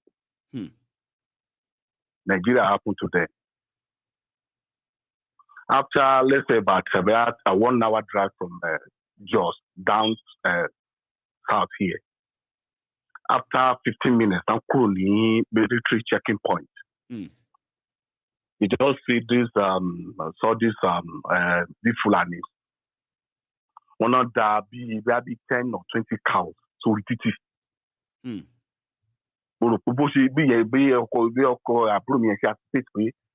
These are the kidnappers, the Fulanis. Or female to reverse, or turn, or face father. Meanwhile, on top of what they're almost about 6 with guns. But that don't have to turn back. Or face the one meji. You can be bondani, then you can move sword dani the other. Or face the other one to break, but you can balance to cocky bond or fujet straight. You know what Nigeria happened to me? My sister, with the shock, it passed out. Jesus. Maiyegun won't be lost. And then when they get to the military checking point, no report so happen. One not also go, take your wife to go to pass out, take your wife to they do nothing. One day a bloom ye day just teaching university. Wow. Because it was passed out for almost about 21 days. Maiyegun, this is off record. They pay 30,000 every day. Something power generator. Like a comma. It's a comma for 21 days. So they pay 30,000 for generator something power in only save life. 900,000. I'm telling you, immigrant, I chop my own here because I have to contribute. Say Nigerian here. Maiyegun. I'm not just breakfast. I'm not be indirectly. Far away, America, Texas. We will come because about 2 or 3 weeks ago, we will come from Texas. We have about to look something like that. Also nonsense. Also one Nigeria. And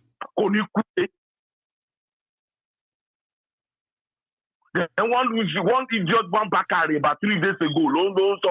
Don't put that. Don't put it. They are crazy.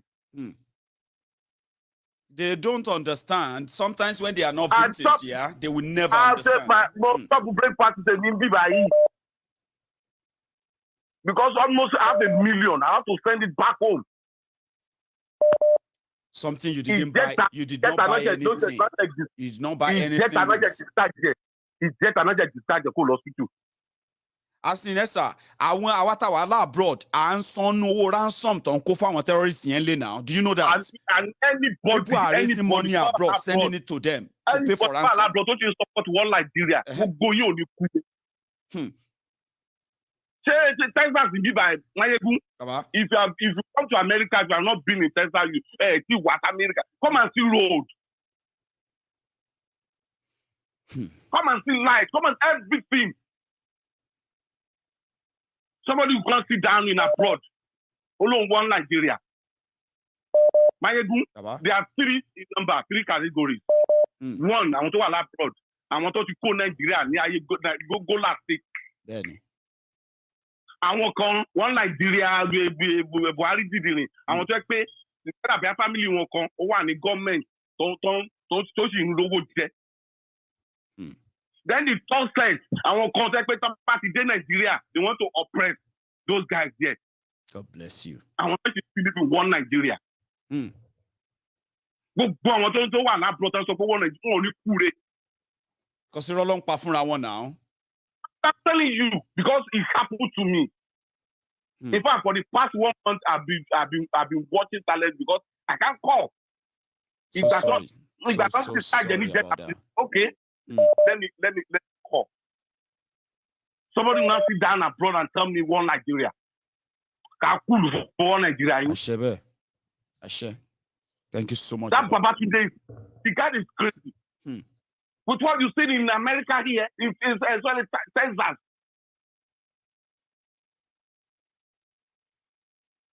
Thank you very much, Baba. God bless you, sir. Saudi. You know, we are really sorry, by the way, but it is already happening. And I hope that people wake up enough to know that you don't need to be a victim before you speak out or before you even believe it. If it gets to your door, you probably won't have a chance of even like sharing the stories like this. I'm glad that, you know, his sister is fine.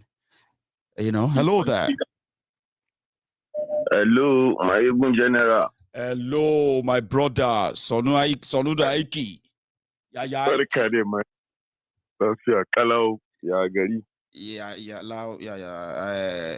I wanted to talk about, you know, Mata. Mata. Mata tana nan lafiya, tana nan lafiya ko. Yeah. I'm such a terrible learner. Trust me, I'm a terrible one. But well, I'll keep trying. Hamed, how are you today? I did fine. Baba, you meet us on this, and I don't know which one you want to do. Do you want to do the first part that we love most first, and you give us the meaning, and then you wrap it up? Would you do that? Yeah, I will do that. Please, bro. But before I go for it, Hamed. I just feel what the last caller just said. You see, for those of us, those people that are watching, if you are watching now and you know you live abroad and you are there, you are still supporting one Nigeria because of maybe you have a business or you have one thing or the other. Let me tell you, now people like us even suppose support one Nigeria first, because people like us will be seen for not them bonus everything of ours. I don't get Yoruba. I did tell you you always do. Don't have a Yoruba friend. I don't have a Yoruba friend. I am the one that is supposed to support one Nigeria, but I have seen it all. I have seen it all, and I know that this thing is a deceit. So why are you deceiving yourself? If you like, make una continue to deceive on yourself. But be any last one I saw any kuri. And that Olabakari you are going to kuri. I went to his house. I was saying, oh, ni kuri to bang bobe. Oh, ni kuri aye o ni dabushe. So let me go back to my anything called that's called the opening remark. So go into the chapter now. Which one? Yeah. So mutane na Hausawa and Ariwa mun ƙara dawowa as normal yadda abubuwan ke faruwa 2023 na ta matsowa kuma yana ta faruwa sun fara shigowa da duka draman nan da suka saba wanda za su ce muku ai suna so su zo su rescuing Nigeria na kaza 2015 aka suka yi da Jonathan aka ce za a kawo wani ya zo ya rescuing Nigeria. Ku je ku duba from A to Z duka waɗanda suke contesting from A to Z ku duba su one after the other. APC, PDP ku je ku duba su completely za ku ga completely babu wanda ba barawo bane a cikin su, babu wanda bai shiga siyasa a Nigeria yayi sata ba. To wani option ake so a kawo muku? Buharin da aka kawo muku 2015 an ce Buhari is the only person mai gaskiya, integrity, Mr. Integrity. Da me kuka kare? Kun kare da kuka da inna lillahi wa inna ilaihi raji'un. Ana nan 2023 kuma maimakon a zo a dinga maganan yaya za a yi settling a san menene wani irin system Nigeria ke running. A'a, ba wannan suke magana ba. A'a, suna maganan ya za a yi su yi zaɓe. Kuma an samu mutanen da suke maganan zaɓe ba shi ba ne abin da zai kawo zaman lafiya ba. Amma da yawa ba ku yadda ba. Da yawa kuna ganin ai sai in aka zaɓo leader mai kyau, you only need a leader. Ko ba haka ba? Ubangiji Allah ya taimake ku a kawo muku leader nan. Ina ƙara gaya muku, wallahi abin da Buhari ke yi wasa ne akan wanda next person ɗin zai zo yi. Na Buhari is just a play, ina gaya muku. wanda zai zo after Buhari sai ya fi Buhari zama ɗan iska, sai ya fi Buhari zama mugu, muguntan nashi sai ta fi worse saboda menene Najeriya ba ta running din system ɗin da ya kamata. Shin ka tambaye kanka tun da aka ce an creating Najeriya, dan me dalilin creating ɗin Najeriya? Kai kana Bahaushe, kai as an Hausa man ba ka gani yadda Faransa take, French suke yi a garinsu, 'yan Spain, Spanish suke yi, Italian, Italy, Italian suke yi, su German suna speaking, Germany suna speaking German. Amma kai a matsayinka na Bahaushe an ce ka ringa speaking English, yaren da wani ya kawo daga wani wuri, sai ka ce, Nigeria, is God creation ko? Allah zai taimake ku. God creation ko ba haka ba? Creation ɗinka as an Hausa person, you are an Hausa person. That is who you, the real person you are. You ka dinga kiran kanka Nigerian. Kana deceiving kanka ne. Kai ba ɗan Najeriya ba ne. Kai Bahaushe ne first. Kuma until you understand that before you know peace. In ba haka ba, ka ci gaba kana deceiving kanka kai ɗan Najeriya ne. Nigeria will be great one day. Za ka mutu, you die. Before that Nigeria be great, you are saboda yanzu wa'inda suke wurin ma they are already great by spending your money sun riga sun zama great. So kai da you are they make you miserable every day. Kuma kana praying kullum go and pray. Meanwhile wa'inda suke sace kuɗinka, if they need anything sai dai su bar Nigerian su tafi abroad su je su yi abin da za su yi. Kai an bakka da prayer ko ba haka ba? Mu ma musulmai ne fa. We are Muslims and nobody is more Muslim than anybody. Amma kada ka bari a yi amfani da belief naka a cuce ka, a yi deceiving ɗinka da belief naka. It is very, very painful in naga ana yin wannan abubuwan. But the yawan ku, you don't understand because you don't read. You need to go back, go and visit history.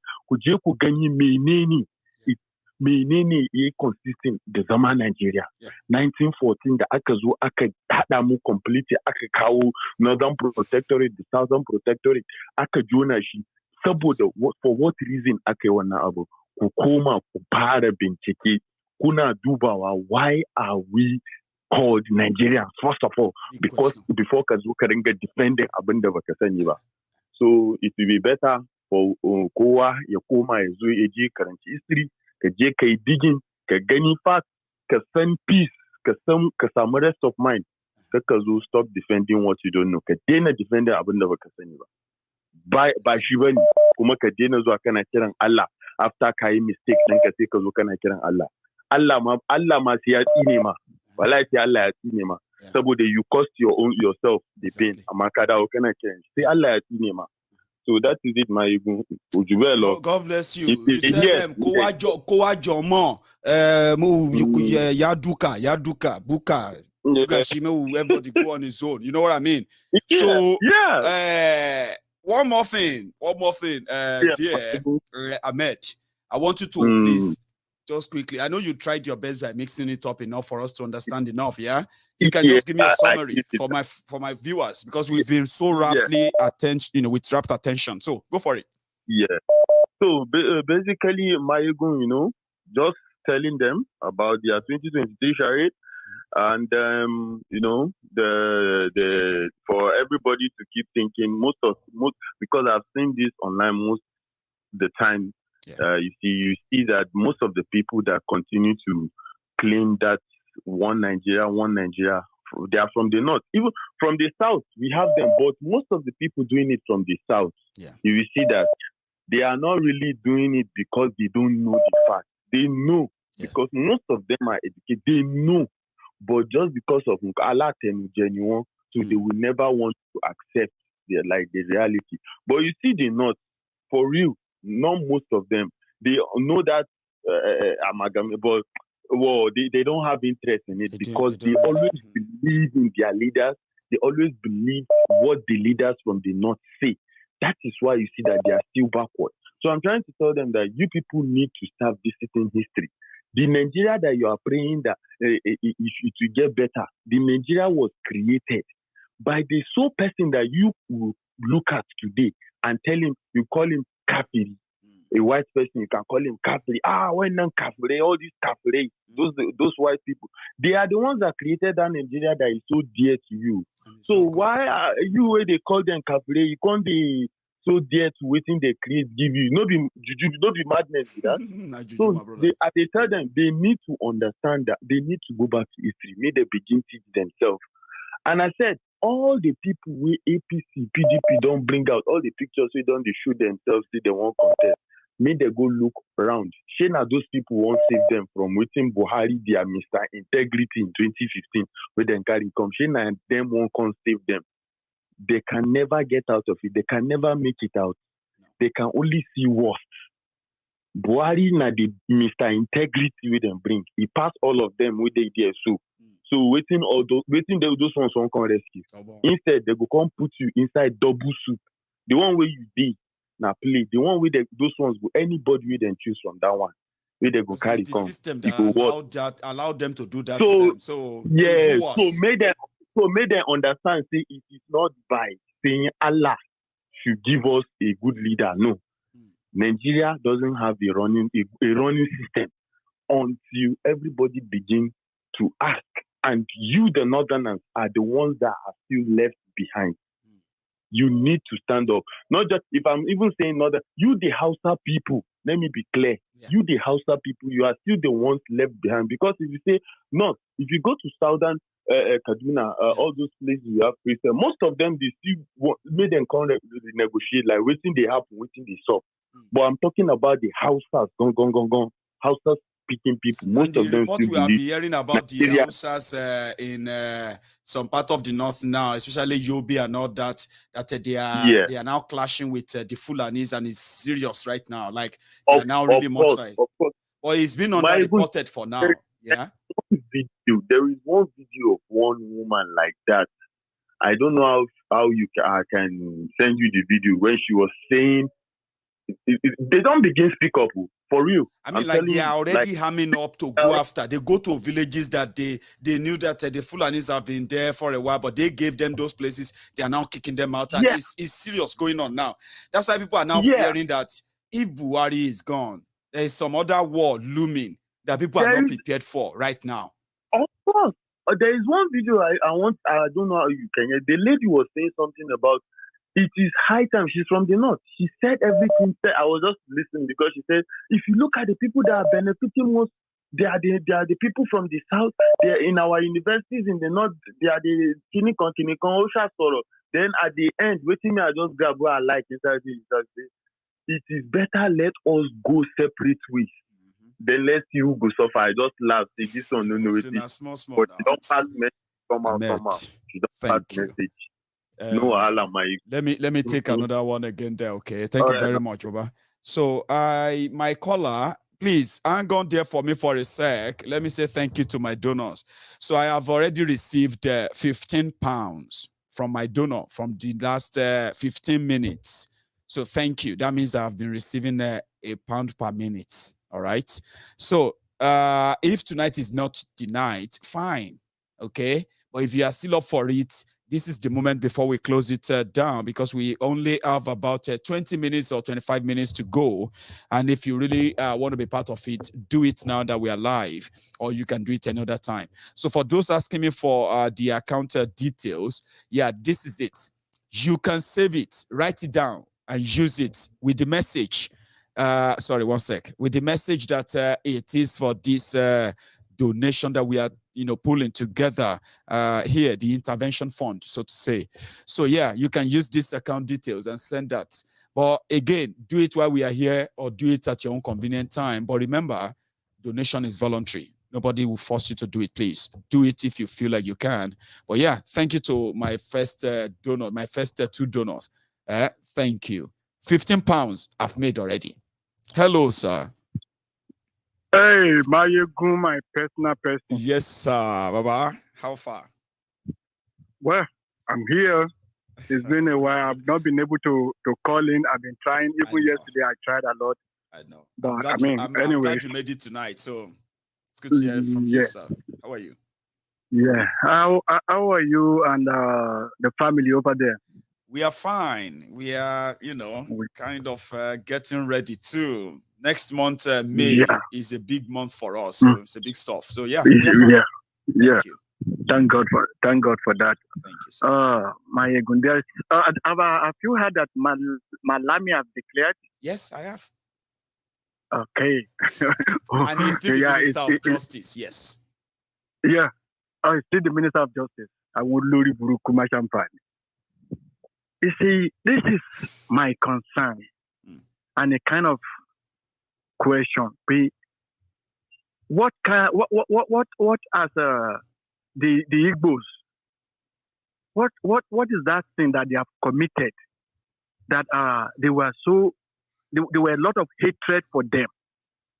You see, the last time there's this one of the gatekeepers. One of the gatekeepers was saying that if APC or PDP should give the ticket to the Igbos, that they are going to declare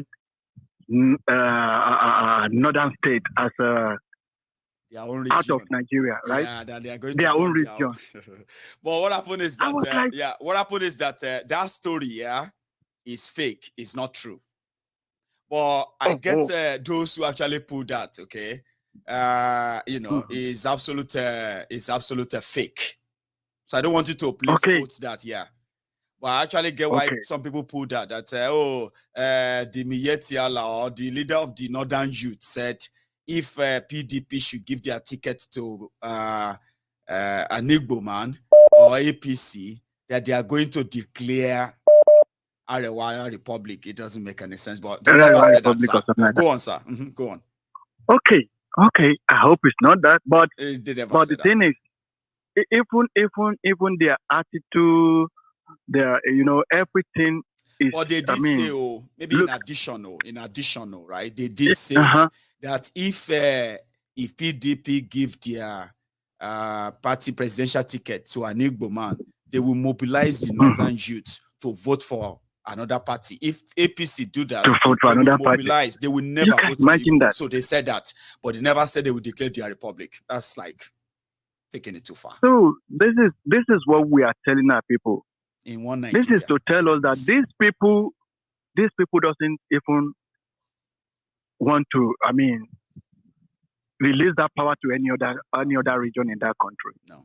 And this is why we are telling our people to wake up now. Wake up now before it is too late. A lot of people have been calling me about this billboards, and I was so happy. People are seeing it everywhere, and when you're hearing it, and by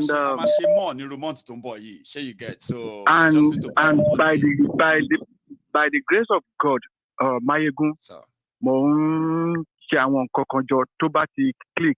I think you said it's 200,000 naira to make one. Yeah, to make one. By the grace of God, bless you, sir.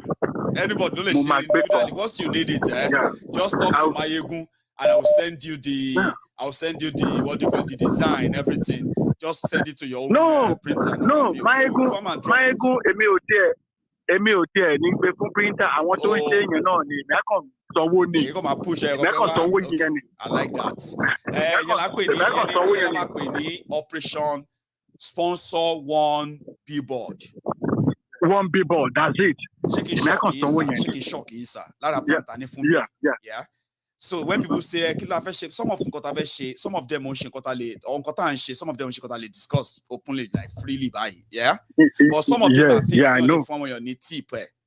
I got to contact you see back with Tabani the mobile numbers new, email address new, every other means of contact new, up to 80 million. Which means he pay Kima farm 80 million the message Yoruba nation lórí phone Ekaro Jumomo ìjọba tó mọ lẹ́nu o ẹ má gbàgbé o ọmọ Yorùbá ó ti yẹn bẹ́ẹ̀ rán messages bẹ́ẹ̀ mo lè máa ṣe every day without even having to go and knock anybody's door and say, Lomo fẹ́ bá yín sọ̀rọ̀. Right from my room here. 70 million people. Maiyegun. Baba. Ẹni tó bá náà lè ṣe, ẹni tó bá ní kí la máa ṣe, òun lèèyàn ń ṣe hàn. A máa ṣe hàn wọn. A máa ṣe hàn wọn. A máa ṣe hàn wọn.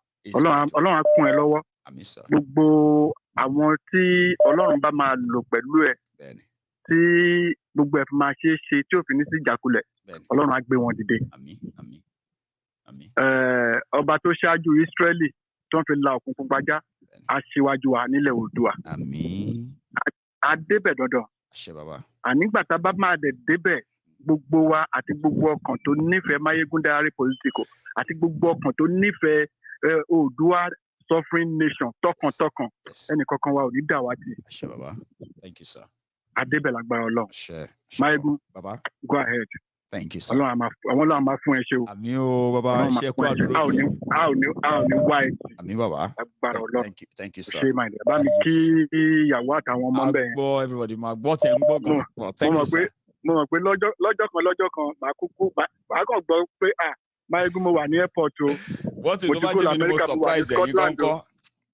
Because mo wà ní London the other day and some people were just like, no, I don't believe this. No, this is impossible. Èmi wo gbogbo ẹ̀ live. Gbogbo ẹ̀ mo rí ẹ London mo wo gbogbo ẹ̀. So àwọn èèyàn kan tó wà bẹ́ẹ̀ sọ yìí pé àwọn tí ń sọ pé jọ́kanjọ́kan ń bọ̀ ní Glasgow pé bọ̀ look at it àwọn kan walking to me lórí Peckham. Wọ́n ti tẹ́bá ní máa surprise mi tó jẹ́ mi mo surprise yín kọ́ ní city yìí. I just don't know. Well, I mean, whichever way náà ni Karo Dimasho, Karo Shomodi. Karo Shomodi, kí ni sábà wà lóko bàbá mi. Kábíyèsí o. Ó dára sir. Yeah. Thank you, sir. Yes, sir. So that's a powerful one there because that's the kind of relationship I've discovered now that I am beginning to sort of grow. So when I was in London, I felt this kind of sense of community. You know what I mean? Sense of community where people who have actually been like, Maiyegun, you know, I kind of love that, you know, so cool. Hello there. Tuale. Baba. Baba. I did, Baba. Oh, yeah. People talk like Texas. You're from Texas. Baba, how are you tonight? I'm here. At least I know it's day better. In America anyway, but yeah. Yeah, I stay in Texas in America. I know. Yeah, Baba. Baba. Nah, in fact, you know, I'm not too surprised seeing about Kiolu standing up for Amici. About Koluka even standing up for Kumi. You know? They believe that nothing is wrong in that, but guess what? They don't find it offensive. But when we talk, now us, they offend them. Say they talk. Say you don't even have respect. Don't talk like that. A whole for class Oba Iweku. Odi de fun Amechi Joko, Amechi boy, what are you talking about, boy? What are you talking about, boy? Is it not enough for? I'm not too surprised because they've sold their soul. The highest bidder. You know, the highest bidder. The other day I was opportune to listen to one of the four histories. You know that most of these slave trades are not very. In fact, It's true, yeah. Yeah. So are you telling me that these ones have not actually sold the Yoruba race also? What is everything? Into modern day slavery. Yeah, modern day slavery. Go to the team more bandits don't go back. They go back. Go back. Rest of it. What is that? They have no value in the land. So if anybody is waiting for Oba to come and support them to gain freedom, so this man, you are wasting your time. You are lost far back. You are lost. You know. Then this issue of when you go to Nigeria, yeah. And taking power for was soon. And it taking power, boy was soon. If you like, Sanwó gàrí. Also just John Tori Olorun ra gàrí. Kora gàrí, Baba. And let's not get distracted by the people in Nigeria are not the youth in Nigeria. The people in Nigeria are not even with yes.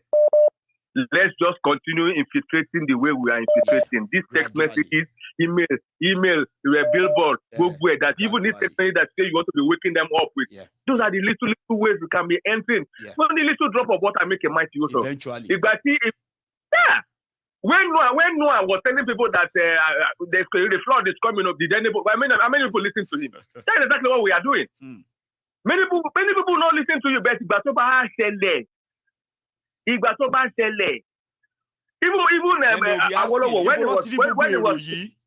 how did they gather all these people? What did they tell them that all these people came out to go and listen to them, Abi? Is that not what they will say later? How did they get all these people to listen to them? They won't know, and they will never know. That's it. Even when Awolowo was even doing his own, there are people that were even against him also, saying that what is he talking about? At the long run, eventually. So let's just get relaxed and keep pushing as we are pushing. This fundraiser, to God be the glory. You are doing well. It shall continue. And we make more exploit. Question of 50,000, by the grace of God, before that money is shut down, I'm at 50,000 pounds. Amen. They said I've been lazy about it, so we will do more. Yes. We will do more than 50,000 pounds. I know. Because now the issue of the Igbo, the first the Hausas with the British did was they first brought about some stories to divide the Igbos and the Yorubas. The Yorubas suspect the Igbos suspect the Yorubas. Then the Civil War, it was Awolowo that made them lose the Biafra war. So many Igbos hated the Yorubas. And the Yorubas, the Igbos they are the one that are trying to come and that have started the war. They are the one that destroyed the plan of the independence by the coup they led. All kinds of stories. We're not different divisive stories. That's why I said that we're supposed to learn from history. We are not supposed to be imprisoned by it.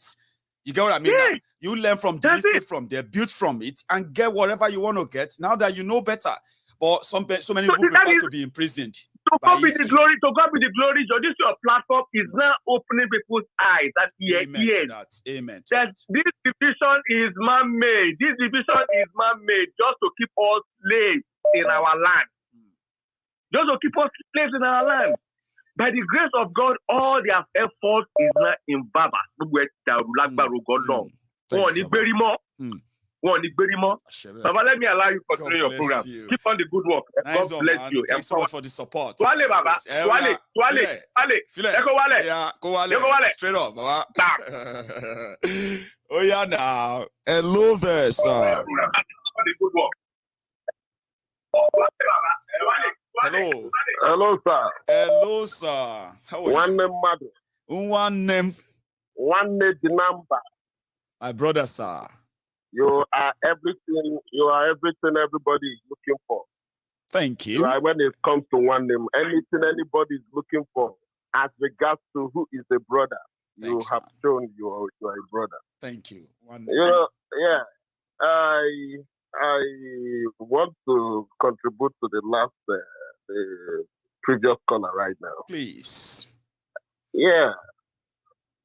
You know, sometimes people talk about civilization. Civilization is when you look at the history of university, it all started somewhere in Morocco. The ideology behind it is that people should come together and interact with one another. It is just like what you have in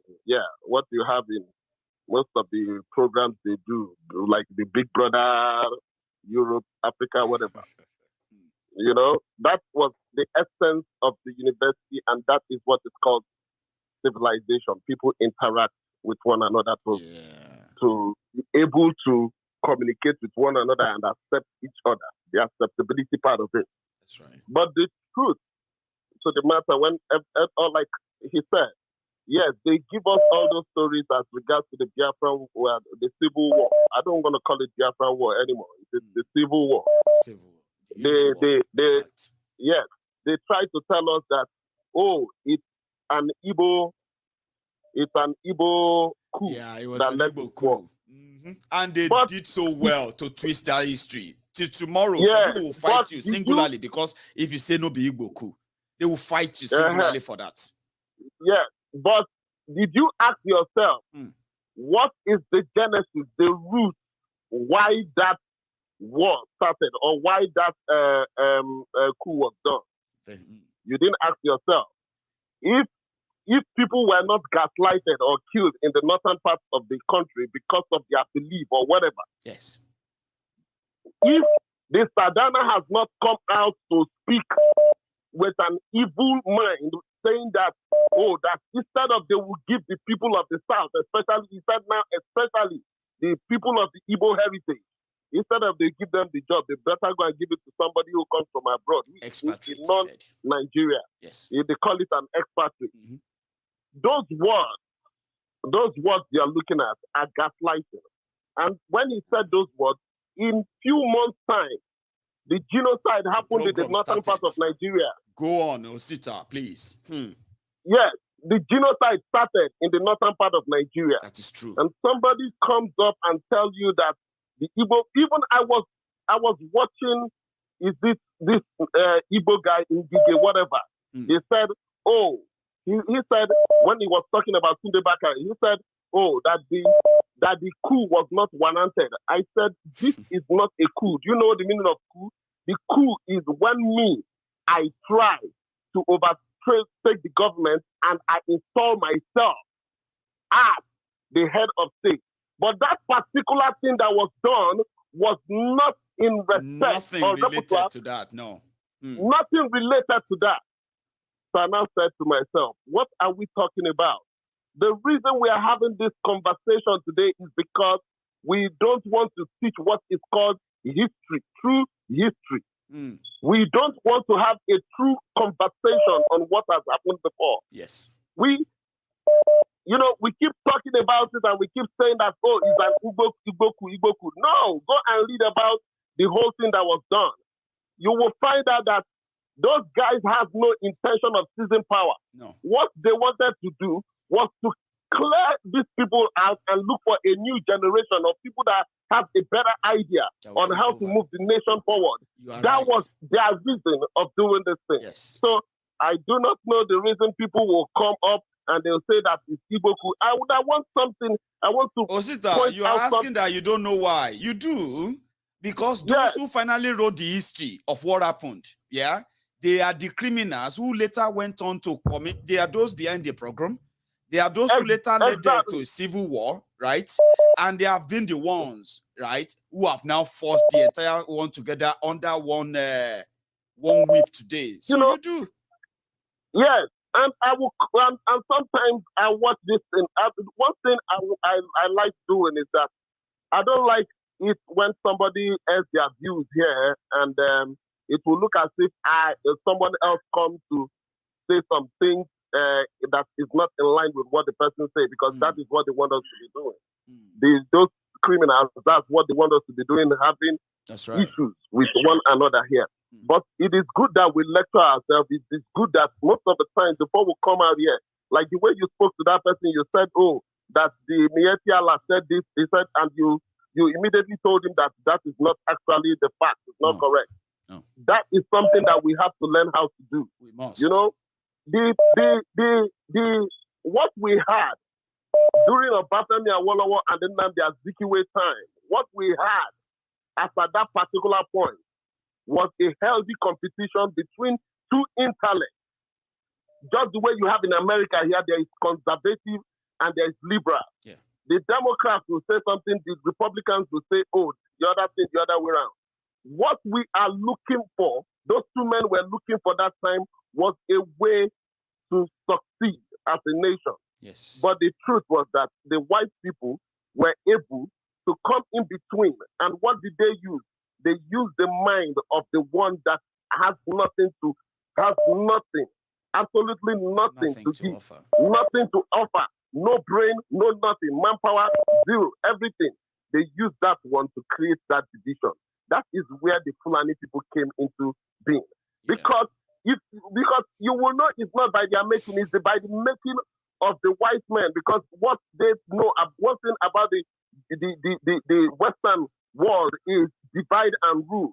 If you can allow them to divide you successfully, they will rule you successfully and kill you till eternity. So what did they use? They are the ones that told us in the history of the world, nowhere in the world, that somebody will tell you that the population in desert area is more than the population in the green area. I have never seen it. It is only in the Federal Republic of that Janjaweed nation called Nigeria, that is the only place that we have it. And then you have professors, educated people who have done researches about geography and all of that, and they agreed and they settled for that. Nobody challenged it. Yes, and people are not asking questions. At the beginning of Nigeria, it is called Wazobia. Those are the three ethnic districts. That is what they told us, Wazobia. The Wadia is for the Yoruba. The Zo is for the Hausa.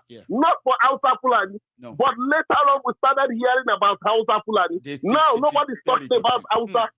Now, nobody's talking about the Hausa. Everybody is talking about the Fulani. About 2 years ago or 3 years ago, right there in Abia State, the Abia State Commissioner of Education came out in public when they were having a public discussion and said that he had the mandate to remove this book from the school curriculum. What did the book say? The book said that in the southern part of Nigeria, you have the Yorubas and the Igbos dominant. That is where they stay. The Igbos stay in the southeast. The Yorubas stay in the southwest. Then they came and said the south, the other people. They said they stay in tiny regions. But the Fulani is all over Nigeria. Is that a truth? Is that a fallacy? That is a mendacity at the highest order. Yes. I have never seen that kind of lies in my life before. No. And you said that the Fulani is all over Nigeria. This is one thing I want people to understand. Do not look at our differences, but look at what we want to achieve. Yes. The same ideology, the same thing you have in the head of an Igbo man is what we have in the head of a Yoruba man. That's right. Which is the ability to live with one another. I have you for all my life, I have never heard that the Igbos attack anybody who lives in their domain. No. Go to our places, you will see a lot of Hausas and Fulani people there. The same thing you have in Lagos State. Yes. If not for anything, I mean, in Yoruba land, if not for anything, they are the ones that are megas and every other thing in the locality in the southern part of Nigeria, and nobody attacks them. No. Then you ask yourself, on the reverse, if anything, even somebody do something in faraway Sweden, in Europe, that the next thing they will do, they will carry on those people who are living in their land. Yeah, who probably didn't have a clue. Something happened in Sweden. In Sweden. So this is something I want Nigerians to understand. I have said it before yesterday. I said it on this program. Yes. Let's not be. I don't want to know what Abata Maiyegun did wrong, what Vic did wrong, what Ojukwu did wrong. But that's what they did was at what it is obtainable at that particular time. Exactly. What we are talking about now, it is what we are facing. If we continue to dig the past and dig the past like that, yes, we have to dig the past to know what happened. But if we keep talking about it, trying to apply it, we will not get to any place. No. The only way we'll get to where we are going to is for us to make sure that we approve the application of time and season which we dwell in now is in sync with what we are going to achieve tomorrow. And we hold our hands hand in hand and face it together. God bless you, Sita. You know, you are a gem. And I love listening to you, Baba. But thank you for tonight. Our time is up. I'll take one more, just one more. And that will be me tonight. Before I take this call, right? My caller, please hang on there for me for a minute, please. Yeah. I want to say thank you to my friends tonight who have chipped in their own widow's mite into our jar. So I have checked now, and that means we have managed to raise 100 and what's that? I think we've raised about we started from 545. So now we have we started from 455 rather. Now we have 620. That means we've raised about how much? 615 or 715. I mean, sorry, that's bad. 115. So anyway, I'll calculate that later. I want to say thank you to every one of you who chipped in one or two things. Let me take my last call and I'll tell you how much we raised. Okay. So hello there. Maiyegun, the only one general. Kabiyesi. The only one 10-star general, Rodney from London. Rodney, sir. You see, It was Rodney. an awesome pleasure meeting you. If you see Rodney, you say you have Rodney brothers. So when you see Rodney, you see Rodney brother. Then when they are both called Rodney brothers. Lovely people. How are you tonight, sir? We praise God. How are you, I man? am fine. It was It's beautiful. good to hear from you. I say, I've not been calling in, but I've been following the daily madness, I thank God for you because, like I said, the oil is on your head to do this job. And you are doing waiting it for you to honor your own calling. You told me something about that, and I'm waiting. So, Rodney, how are you?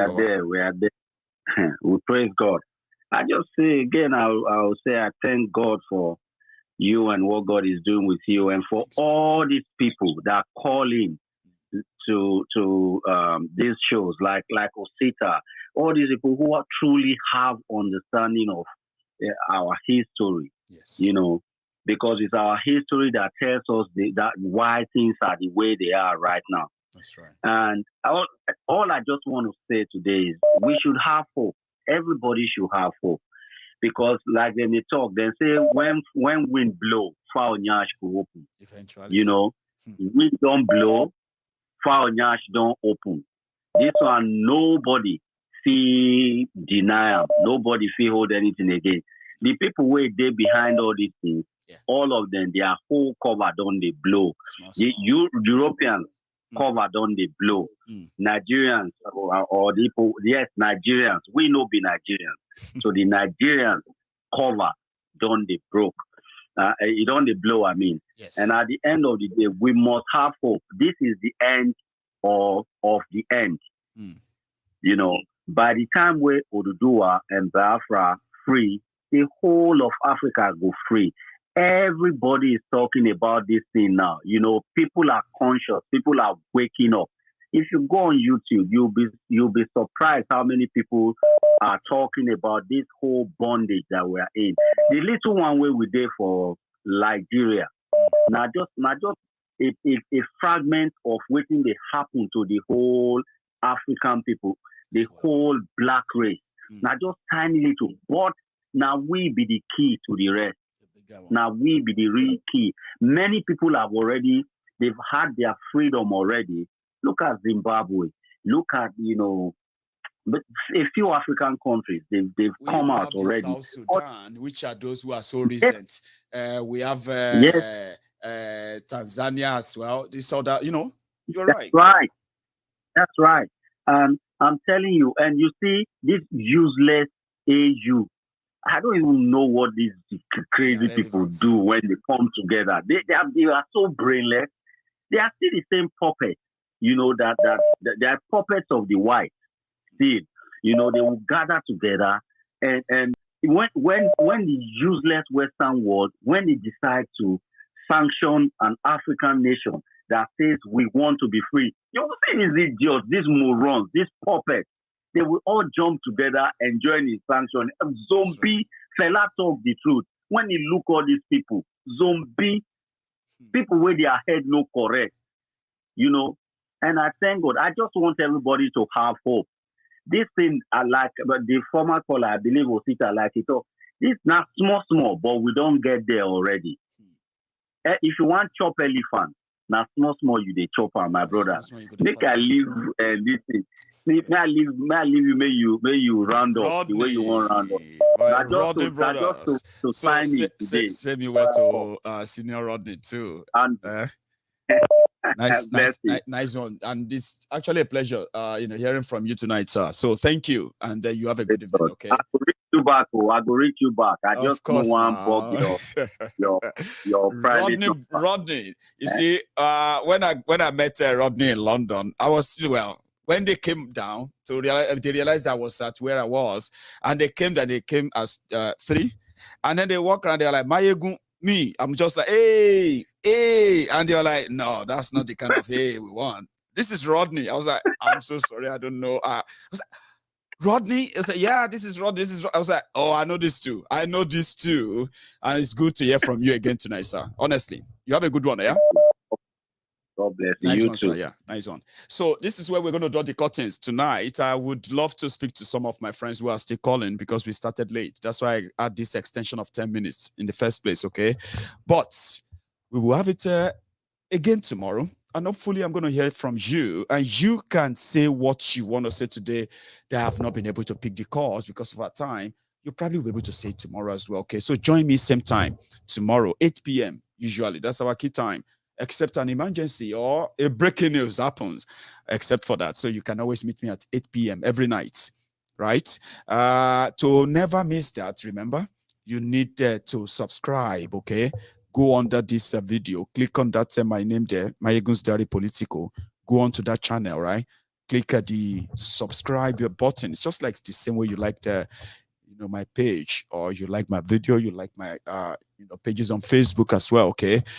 So thank you so much to all my friends who actually joined me, all of you who joined me tonight, those who have left, and those of you who stayed there from the beginning to the end, including those of you who joined us in the middle, who probably would love to watch this from the beginning again. All of you, my callers, the contributors, those who contributed in the comment section, and especially those who shared, and to every new member that joined my platform today, at least who made up their mind today to join, I want to say thank you to you, all of you. As usual, I'm going to be back again some other time. And when I do, I want to meet you here. And I bet you would love to spend another time with me again, won't you? Thank you. I'll see you some other time. And to everybody watching, good night from here.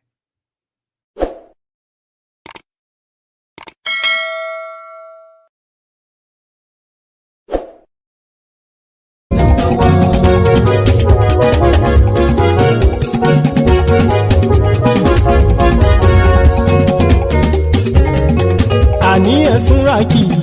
Maiyegun ti dé. Maiyegun ti dé. Ọ̀jẹ̀lú ẹ̀sùnra kì í.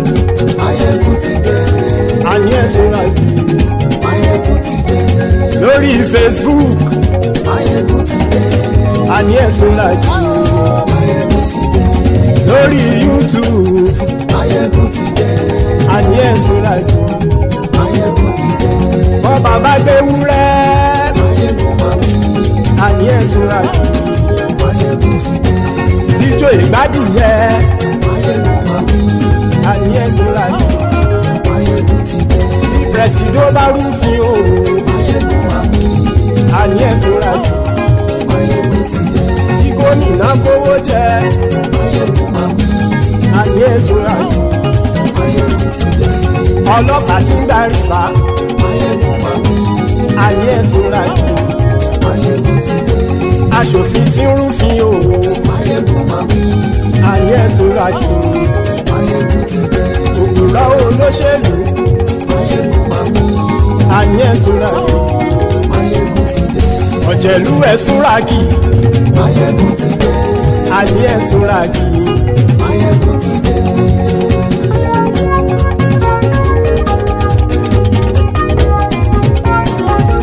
Maiyegun ti dé. Gbogbo ọ̀jẹ̀lú ẹ̀sùnra kì í. Maiyegun ti dé. Gbogbo ọ̀jẹ̀lú ẹ̀sùnra kì í. Ṣùgbọ́n ní bá ti ṣe èyí tó yẹ kí wọ́n ṣe, ọmọ bá dèrò ní fi wọ́n níran o. Maiyegun ti dé. Gbogbo ọ̀jẹ̀lú ẹ̀sùnra kì í. Maiyegun ti dé. Gbogbo ọ̀jẹ̀lú ẹ̀sùnra kì í. Ṣùgbọ́n ní bá ti ṣe èyí tó yẹ kí wọ́n ṣe, ọmọ bá dèrò ní fi wọ́n níran. Wọ́n fowó bẹ́ẹ̀ o, Maiyegun ó sọ pé wọ́n ò fẹ́ bẹ́ẹ̀. Wọ́n fowó bẹ́ẹ̀, Maiyegun ó sọ pé wọ́n ò fẹ́ bẹ́ẹ̀.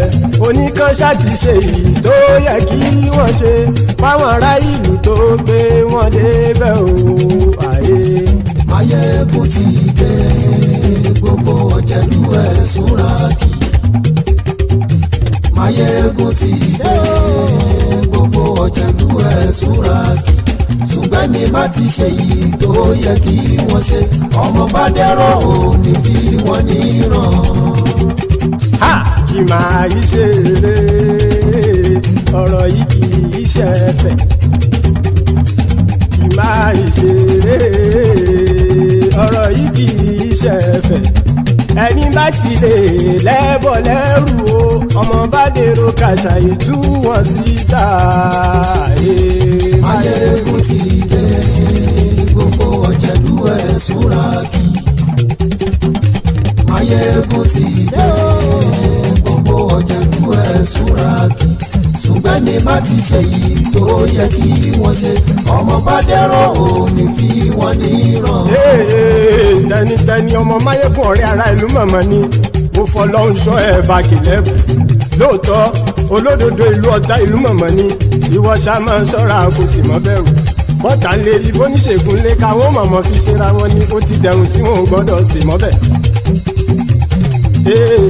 èèpo ọ̀bọ lọmọ bá dérò tàjẹ́ ò gbọ́dọ̀ jẹ́ ó ti jọba lórí àbínú ẹni kò sì mọ́ fòyà àìsíwọ́lu ní ẹnìkẹ́ ìgbódì ẹyin lábàrá ó kó ẹni tó bá dán wò á kàmù. Maiyegun ti dé gbogbo ọ̀jẹ̀lú ẹ̀ túnra kì. Maiyegun ti dé gbogbo ọ̀jẹ̀lú ẹ̀ túnra kì o ẹni bá ti ṣe yìí tó yẹ kí wọ́n ṣe ọmọ bá dèrò òní fi wọ́n níran o. Maiyegun ti dé gbogbo ọ̀jẹ̀lú ẹ̀ túnra kì.